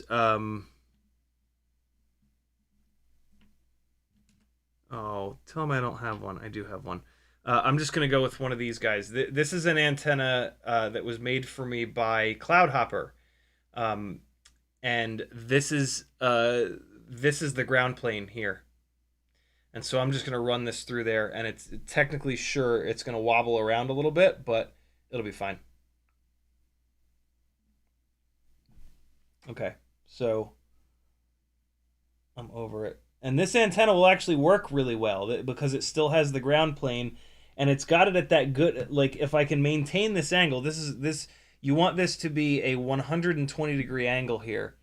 If it's at that angle, this antenna will actually work really well. So top plate in there, and then that's gonna sit like that. Yeah, and so it'll just kind of hang out the back like that. That's actually pretty nice. All right, so then we got the screw for the rear here with a little washer on it so that it doesn't just punch right through the TPU. All right. You don't have to go bananas tightening that. And then the screws for the front, for some weird reason, they're different lengths. So let me fix that. This will give me an excuse to put these screws away too. Is that?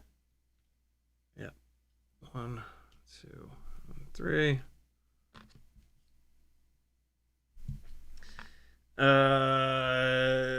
Let's do this slightly longer. What do we got? M2 by 7, maybe 6. Is that a 6? Nah, it's a 7. Yeah, it is a 6. I'll be damned. The button head screws I'm always kind of wary about, but I don't want the battery hitting them, so yeah, I'm gonna dig around in here for a button head screw. There's one. I lost it. There's one. Cool. And then that means this is a 5, right? Yeah, this is a 5. Hey. All right, almost there.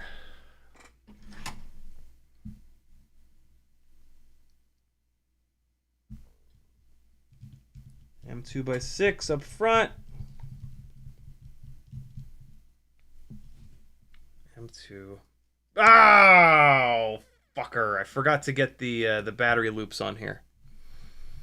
Capital C says, thanks for crash recovering saves. Saved my bacon yesterday when I clipped the branch. I did 8 full rotations before recovery.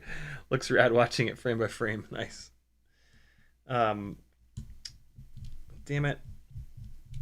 Yeah, you got to get those battery loops on before you put this all together. So let's get this out of here. Pull this top plate out, and then what did I figure out? This one's a little bit smaller, right? I wanted to test these. This is the smaller one. What's it like? Nah, it's too small. We're doing the bigger ones. Bigger ones. This is the 480 mAh battery. And yeah. Yeah, that's the one. So, like I said earlier, I like to run 2 of these. And you just put them on like that. And then we're good. So let's run this back through here. Drop this back down.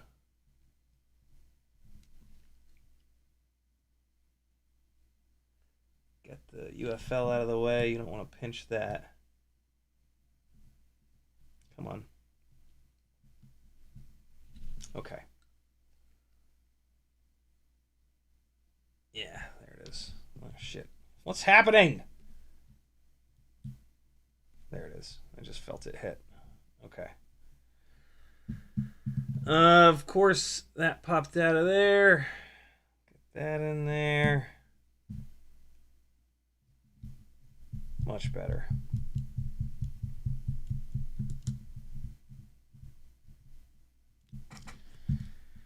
All right, now we're done. Jesus.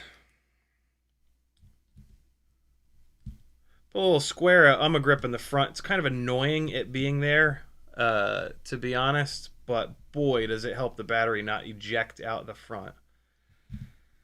And so what I do when I mount the battery in there is I just lift up on the battery a bunch, and it's fine. I wish there was like grip that's infinitely thin, like just the adhesive material on the bottom and then like the squishy backing. It probably exists somewhere. Oh my god, I can take the nerd goggles off. That's nice. They were starting to give me a headache. Cool. So we got this in here. Let's see if everything fits. So what I do is I pull one of these little battery loops. Oh wait, no. How do I do it on this one? I guess I run it through. Yeah, run it through. You have to do it this way because these battery loops are not because of this part of the battery here. So run that one through, and then I run this second one through here, and then pick up on the battery, to lift up on the battery to get it up over the grip, and then I just kind of like work it forward a little bit. It's a bit of a thing, but I don't know how else to do this and still have. I don't want to sacrifice this grip. I want to have grip. You know what I could do is just squirt some E6000 on the top plate. When E6000 cures, it's all nice and rubbery. Yeah, this is actually not. This is not gonna work here. Maybe I should just run one of these. Oh, let's try it again. Kind of put 2 fingers on the top plate here. There we go. Yeah, it's much better. Yeah, leaving these 2 together. Maybe I should just run one of them, but I'm not taking it off now. Oh, see, yeah, the grip is starting to like roll up. I think this might be better with just one of these. But I'm not pulling this apart again. So there's that. Don't forget the front camera mount.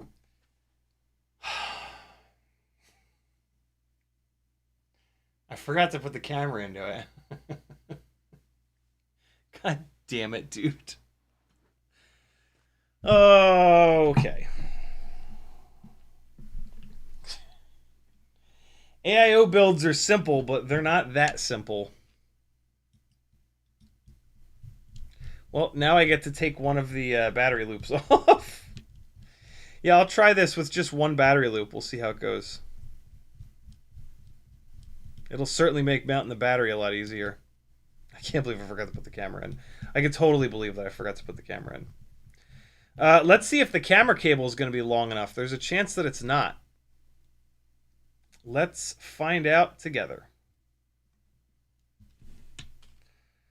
Top plate off. One battery strap removed.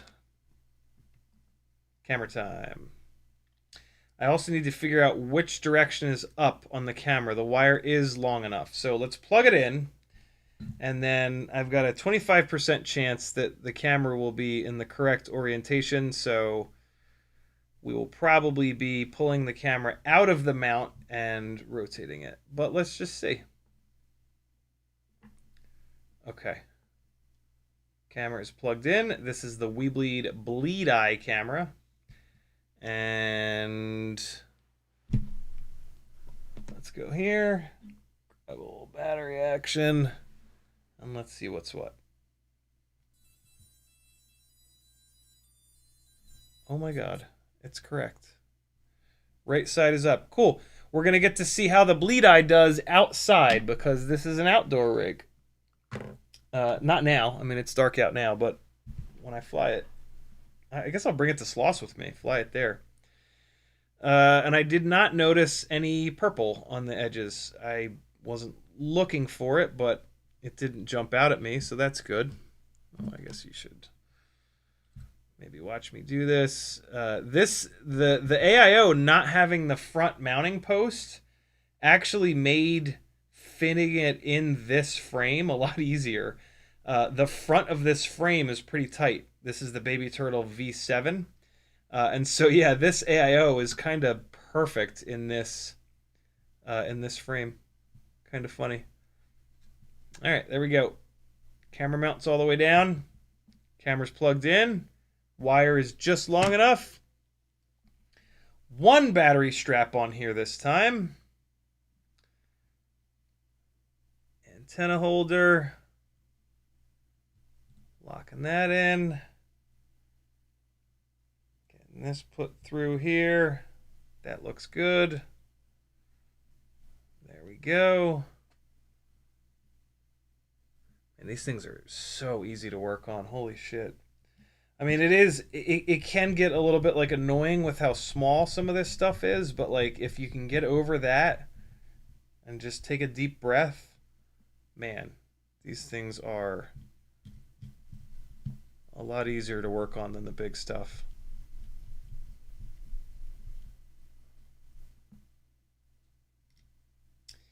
I've got these screws that I'm using here. These M2x6s are way too long. I don't need all this screw length on here. I'm gonna change those out next time this thing comes apart. There we go. This would actually be a really good candidate for titanium screws. They would actually make like a significant difference on something that's this light. Cool, we got our ELRS antenna sticking out the back. And so now let's see how this is with just the one battery loop. Way better. Yeah, I can much more easily pick this battery up. Oh, that's the fucking move there. Yeah. Yeah, just one. Just one is the jam.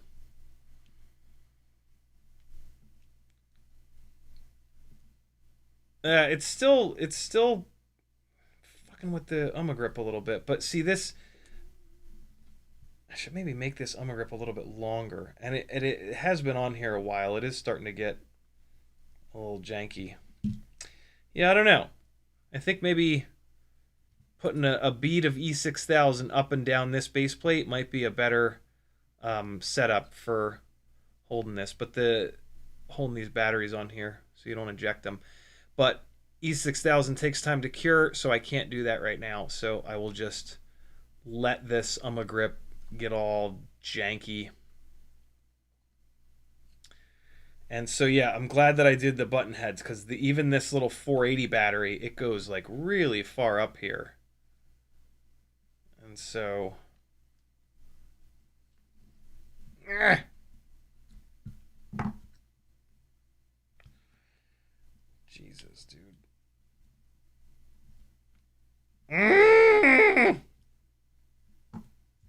Is this grip even sticking anymore? It's not. It's not sticking anymore. It's given up.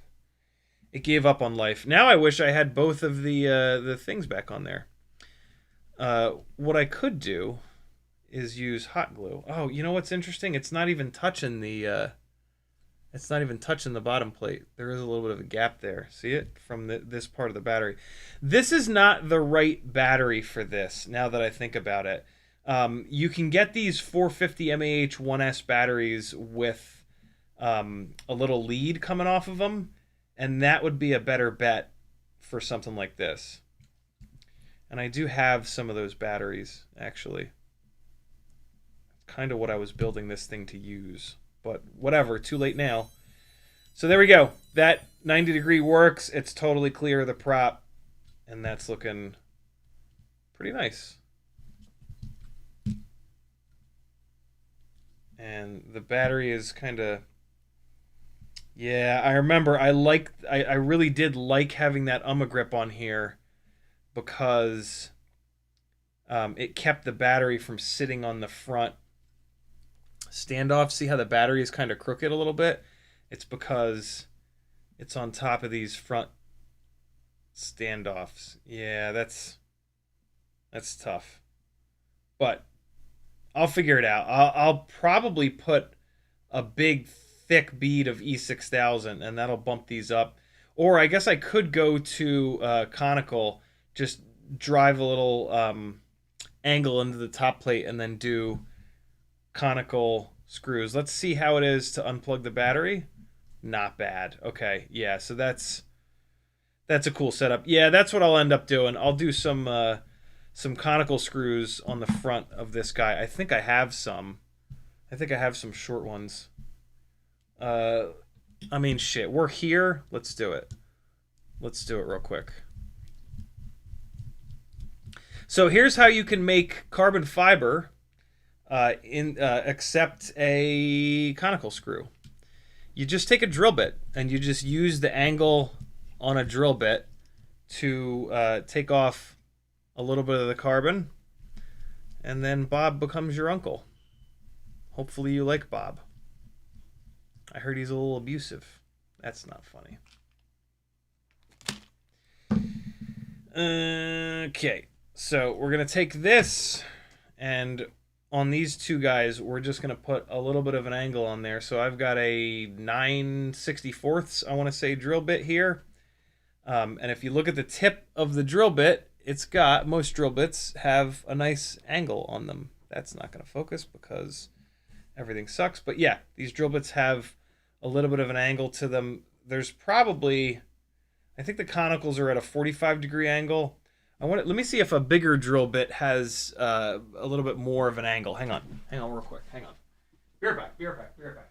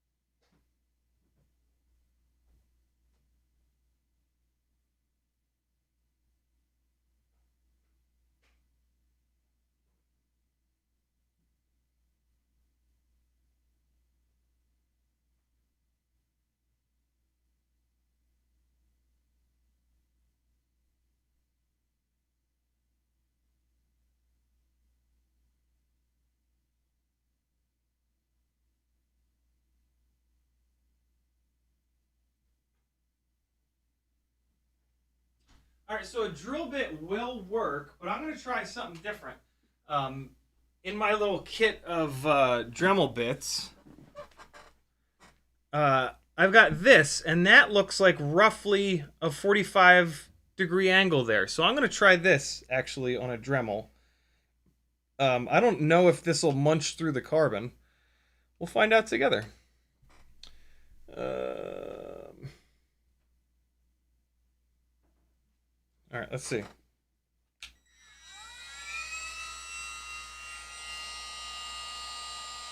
Ooh, this is tough.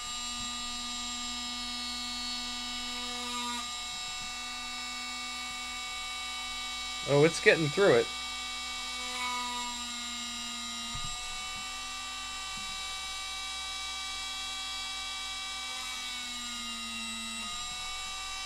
Oh my god.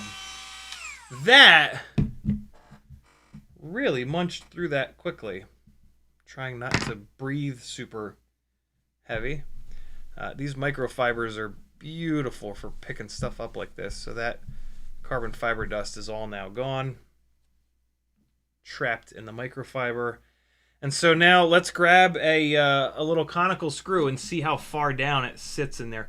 It's better to underdo this than overdo this. You don't want to remove too much carbon because then you'll weaken the top plate. So this is a little risky to kind of do it this way, but it'll be fine. This is not a top plate that has like a GoPro on it or anything like that. So it'll be all right. I just got to find a couple nice short conical screws. Where are you at, you little bastards? Oop, there's one. Okay, there's one. Give me another one. Come on, give me a second one. Who does number 2 work for? Give me a second one. Give me an M2x5 conical screw. Where's it at? How is it possible that there's just that one? This can't be real.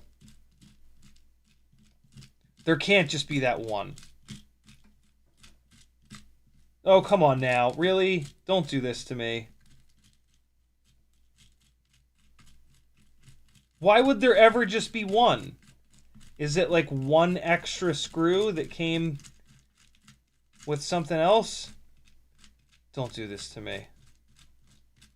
Don't do this to me, please.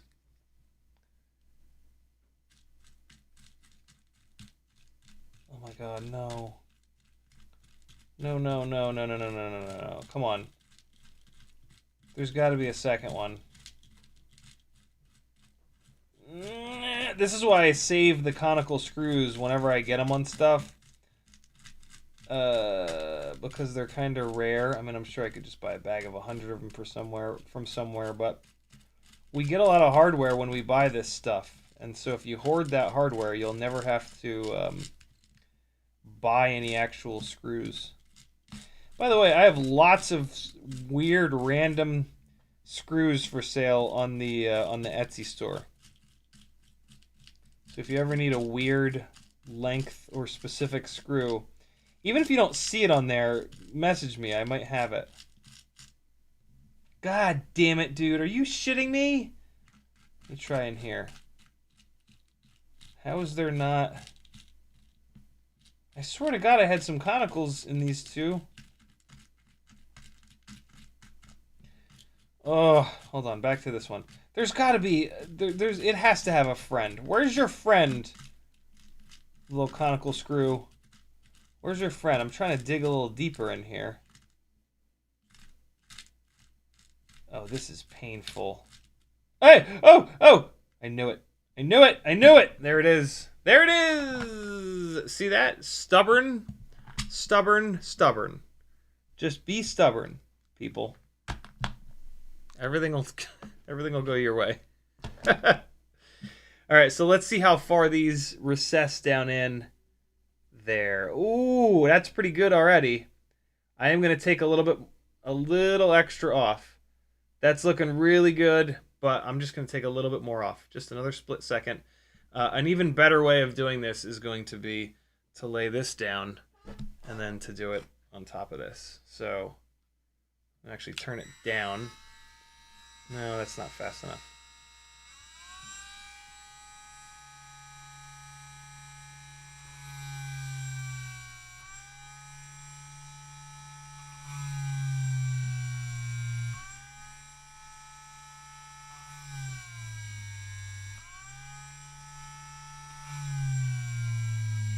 Okay, that should be all that I needed.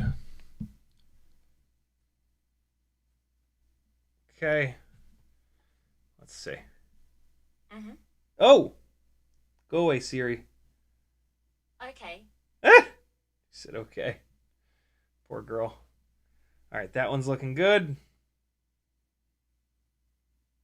Oh, that one's nice. That one's not as good. I still got to do a little bit more on that side. I've probably ruined this this little sanding bit. Carbon fiber is pretty is pretty aggressive stuff. So this grinding bit may well be pretty shot already. No, it's doing okay. Still got a good angle on it. All right, let's get this a little bit more.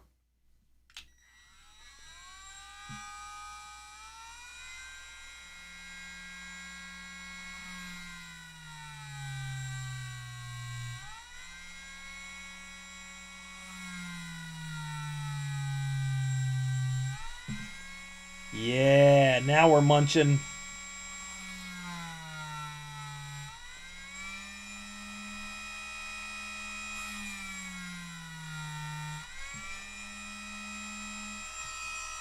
All right, I think that's enough. I'm trying to do less, trying to do too little, you know. Can't add anything back. Ah, yeah, that's the stuff. That side is perfect. I think this side just needs a tiny little... Oh, these screws are different.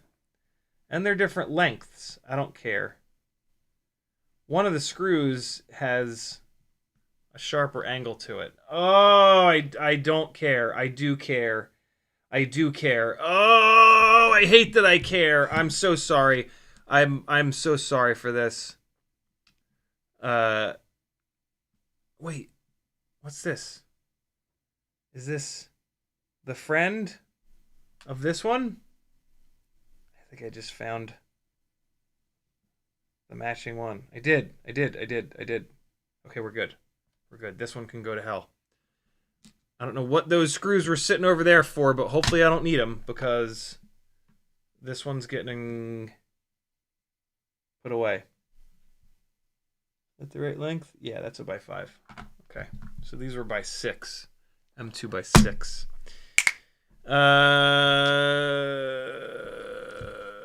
This is gonna be better. And now I'm going back to double straps, bro. We're double strapping. Chef Bruno says, is it better to replace all 4 motors if possible, or one at a time is fine? One at a time is fine.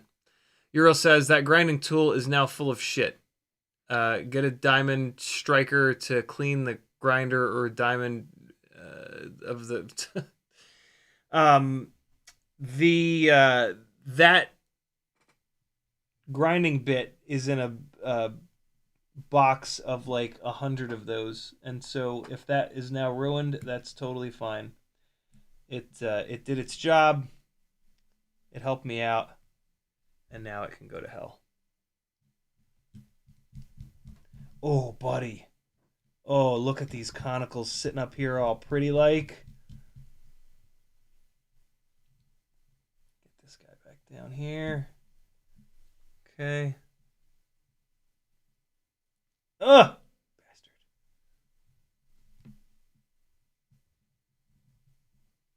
Yes. Get on there. Hey.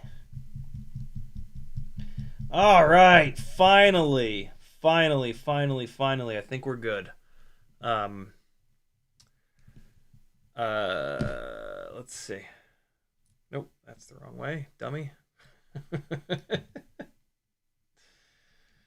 There we go. And so, oh, I didn't screw these down.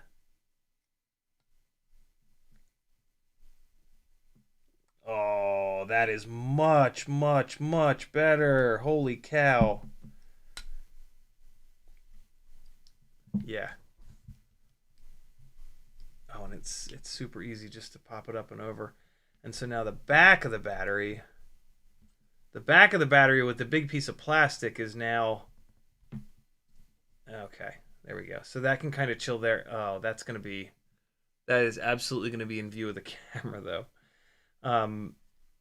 So the back of the battery needs to go up over this little fella.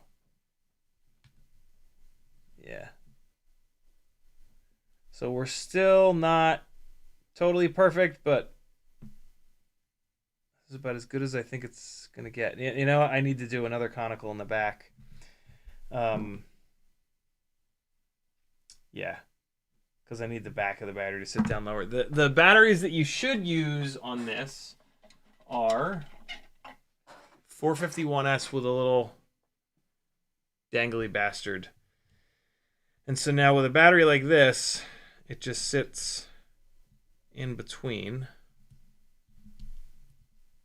Gotta be honest, I kind of forgot that I was almost specifically building this to use these exact batteries. And now something's hanging up. I don't know what the hell it is. Oh, it's the label for the battery peeling off on the bottom. It's fine. Oh my god, can you get off of me? There we go.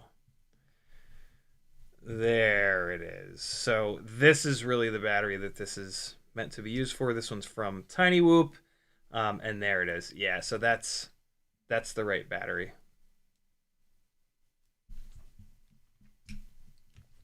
Sits right there like that. The problem's going to be this is going to want to go firing off the front. So, yeah, and this is going to be a little bit in view. I assume. Let's see. And now I don't need the 90-degree battery mount. Yeah, you can see it on top there. And we do have a little bit of purple on the bottoms. So this thing is close. It just needs a little tiny bit more figuring out here. This is the Baby Turtle V7 frame. This top plate is a little short. I wish the top plate was a little bit longer. I wish the camera was maybe a little bit farther forward, maybe this rear point. But Sub 250 GFPV on Instagram designed this frame to be as light as possible. So basically all I need to do is pick this battery up and let it sit on the top. So I should have done the conical in the rear rather than in the front. We didn't really need them in the front. It's kind of nice that they're there. We really needed it in the back. And you don't even need to grind into the carbon to do it in the back because I'm putting it through this piece of TPU here. So I can probably just throw that conical screw that I had a minute ago in here. Hopefully it's still sitting on the top of the pile.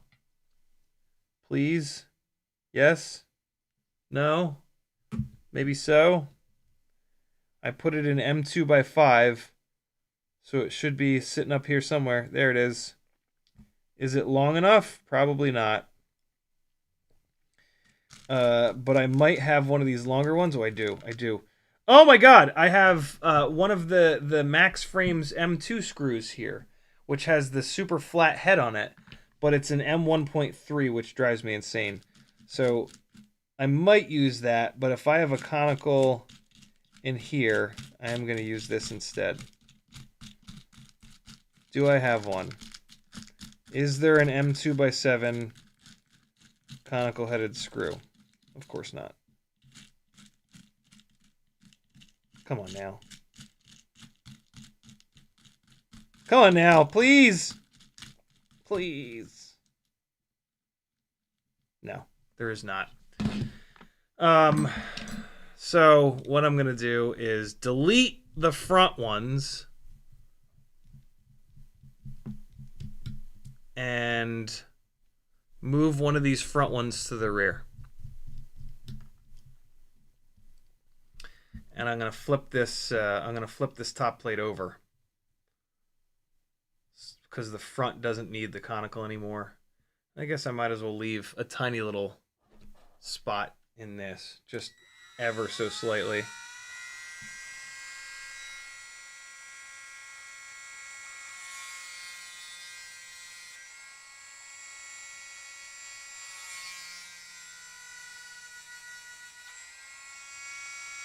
Yeah, just a tiny little bit in that one. Man, we are getting fiddly, my friends. We are getting fiddly as hell. I can barely see that I did it on that. How did that not take any more material than that off?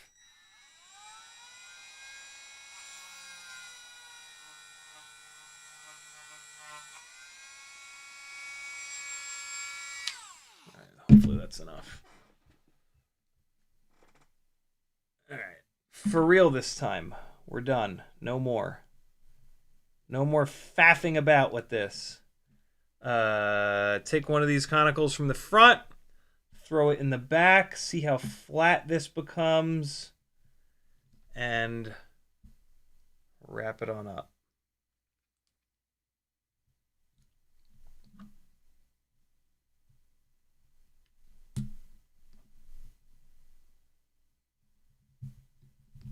Oh yeah, plenty of meat on the, plenty of length on the screw. That's good. And then, yeah, that sits perfectly flat. And so now the worry is that this tries to rip off, but I think it's going to be totally fine. Yeah, all right, we're good now. Jesus. And now I kind of want to put, so now the battery can sit up on the rear part. And I almost want to put socket heads in the front as like a blocker for the battery to not eject out of the front of this thing. But the question is, how long is the battery?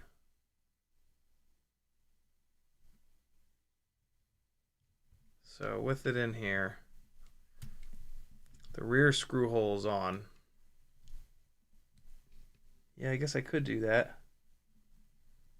Battery kind of sits on there nicely. It pushes up against the antenna holder, and then we've got just enough space. So yeah, that's what I'm gonna do. I can just do that right now.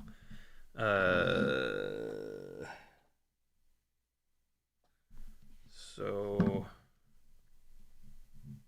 sweet. I think I can even run this shorter jib jab in the back. It looks like Striker's blown up a Matrix V2. That sucks.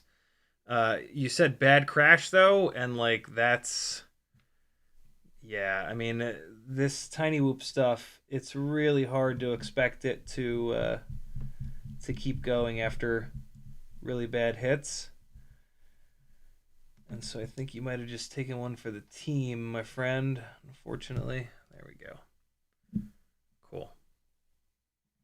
Those guys there, and I just need one more of this. Oh wait, no, we're gonna go. We're going socket in the front, right? Yeah, we're going socket headed in the front. And so let's go M2 by 5.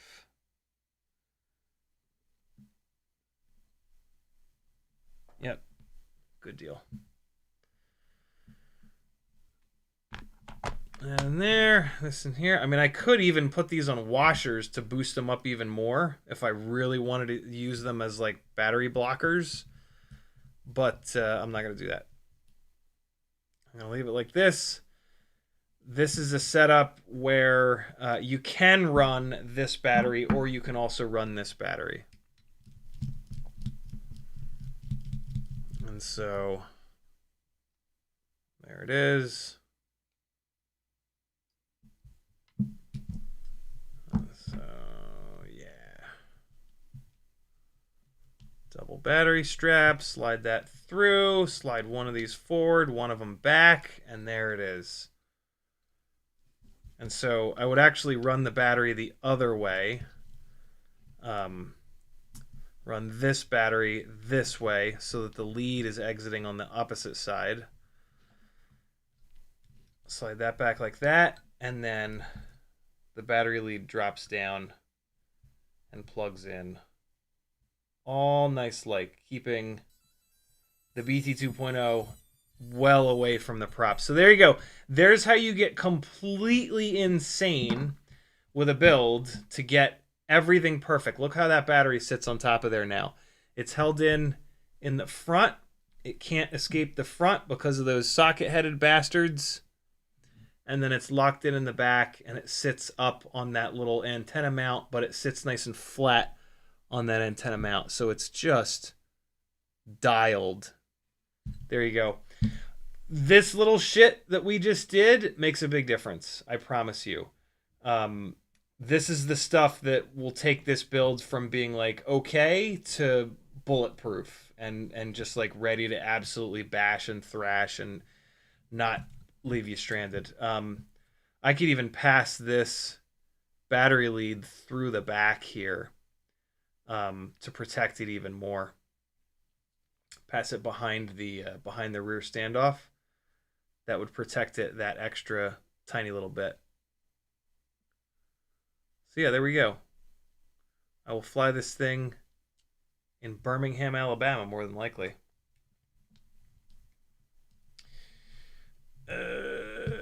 Cool. Baby Turtle V7.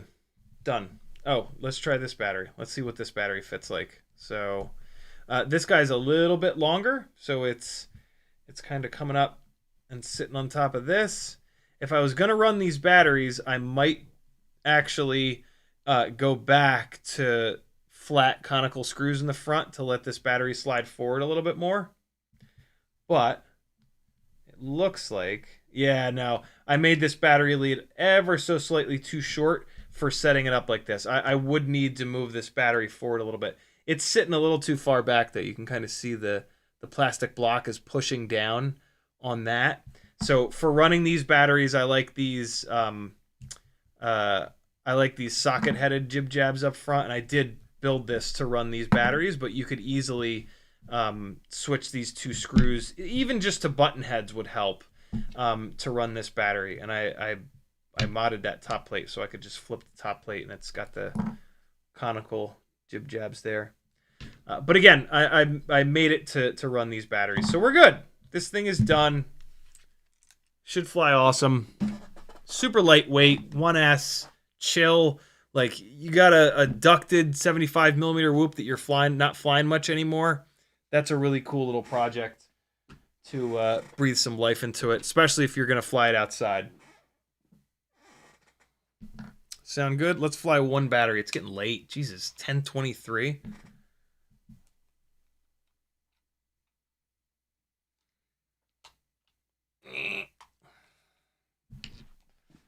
Ooh, let's fly one battery, and then we will bid each other adieu. Chef Bruno says, or should I use it as parts like you told me before? If I take an 85 millimeter with 1103 that was set up for 1S, could I put it in a 75 frame and it perform better? 1103s are awful big. The problem you're probably going to have is they're too low of a KV. If they're not too low of a KV, then you could totally do that. I would put it in a 2-inch frame, though. An 1103 motor is good for 2-inch props. Let's fly the indestructible rig. Yeah, here it is. Indestructible rig. Now, we'll do the 340 mAh battery. I was going to do one of the little 280s, but no, let's do the big battery. Here you go, friends. One quick battery. You fly the other 5 for me. Sound good? Go fly 5. I'll fly the 6th. I'll fly the 1st. You fly the next 5. That makes more sense. Bop, bop. Here we go. Oh, come on. Forgot to hit the buttons on the transmitter to get the ELRS rolling. One quick indestructible whoops battery.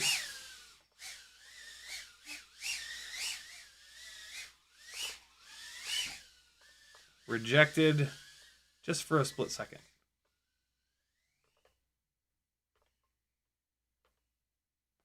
We'll be watching some TV. Oh! I don't know why I did that. I know that shelf is there.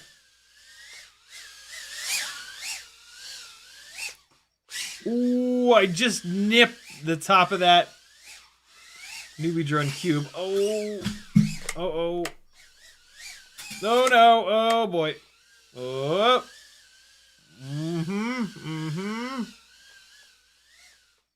Oh. Another little nipple. This basement is nibbling at my quad tonight. Man, that throw is just delightful. So again, this is on the 32,500 kVO 702s. I'm going to be doing 1.5 millimeter bells on a set of the 40,000s. Probably next week. These are great, but boy, that extra little bit that you get from the 40s is awesome. And with this thing being indestructible, it's got more durable, heavier parts on it, so I think I'm going to like it even better on the 40s.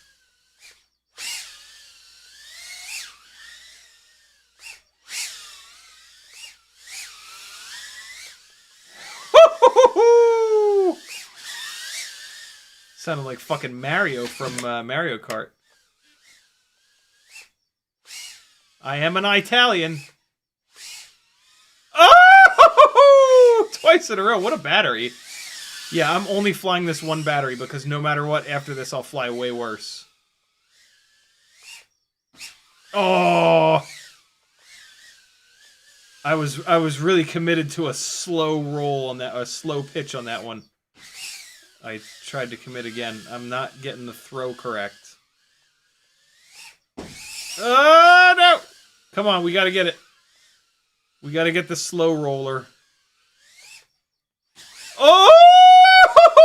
The slow fucking pitcher!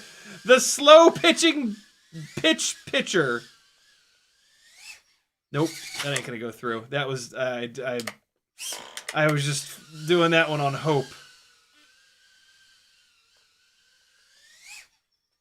Oh!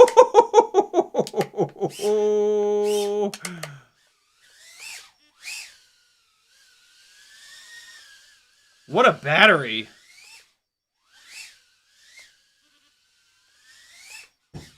Oh, boo!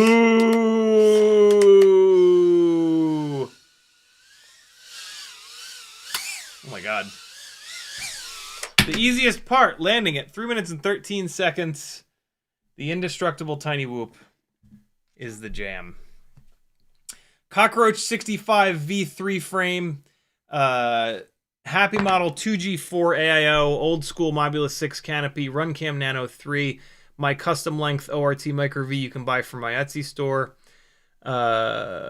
Weebleed 0702 32,500 kV Screamer motors with the 1.5mm motor shaft and Gemfan 1219S propellers set up for the 1.5mm motor shaft. You'll never bend a motor shaft on this thing. I wonder what'll break. I wonder what's going to eventually break on this, because this canopy is stupidly durable. This frame is stupidly durable. It might be the AIO. The AIO might be the first thing to die in this setup, because this is pretty... this is about as bomb-proof as a Tiny Whoop is ever going to get. Thanks for hanging, friends. CiottiFPV.com to support me so that I can keep doing this. It's tough. It's tough, man. I don't monetize these live streams so that you don't have to watch commercials. So hook a brother up. Take those many minutes that you save from having to watch commercials and sell something, and then send me $3 a month by joining my Patreon, or jump to the $5 a month because you want to win giveaways. Next Monday, I believe, is a giveaway. Yeah, this coming Monday, I should say, is a giveaway live stream. Matthew Wegner with the last comment of the live stream. He says, I've started flying 9 batteries in part so I can end early on a good battery, guilt-free. Usually I fly all 9, but not always. There we go. Awesome. Thanks for hanging, people. Support me, and I'll support you. I'll tell you what to buy and what not to buy. Be good. Here's some more RC Drift Car jamming. I'll see you guys on Sunday. Where's the button? Here it is.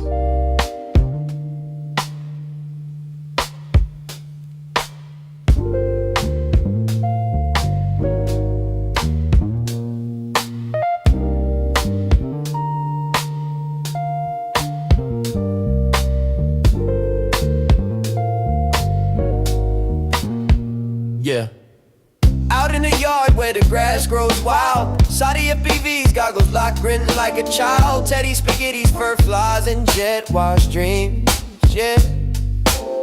Chasing small whoops like a dog possessed fiend. Eyes on a neon blur, hard in the chase. Big fuzz and prop spin all tangled in place, yeah.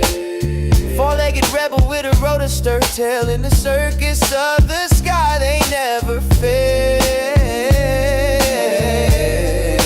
CiottiFPV, Teddy Spaghetti, dynamic duo kings, barking at the breeze, throttling at top speed, they zooming through hoops, flipping in style.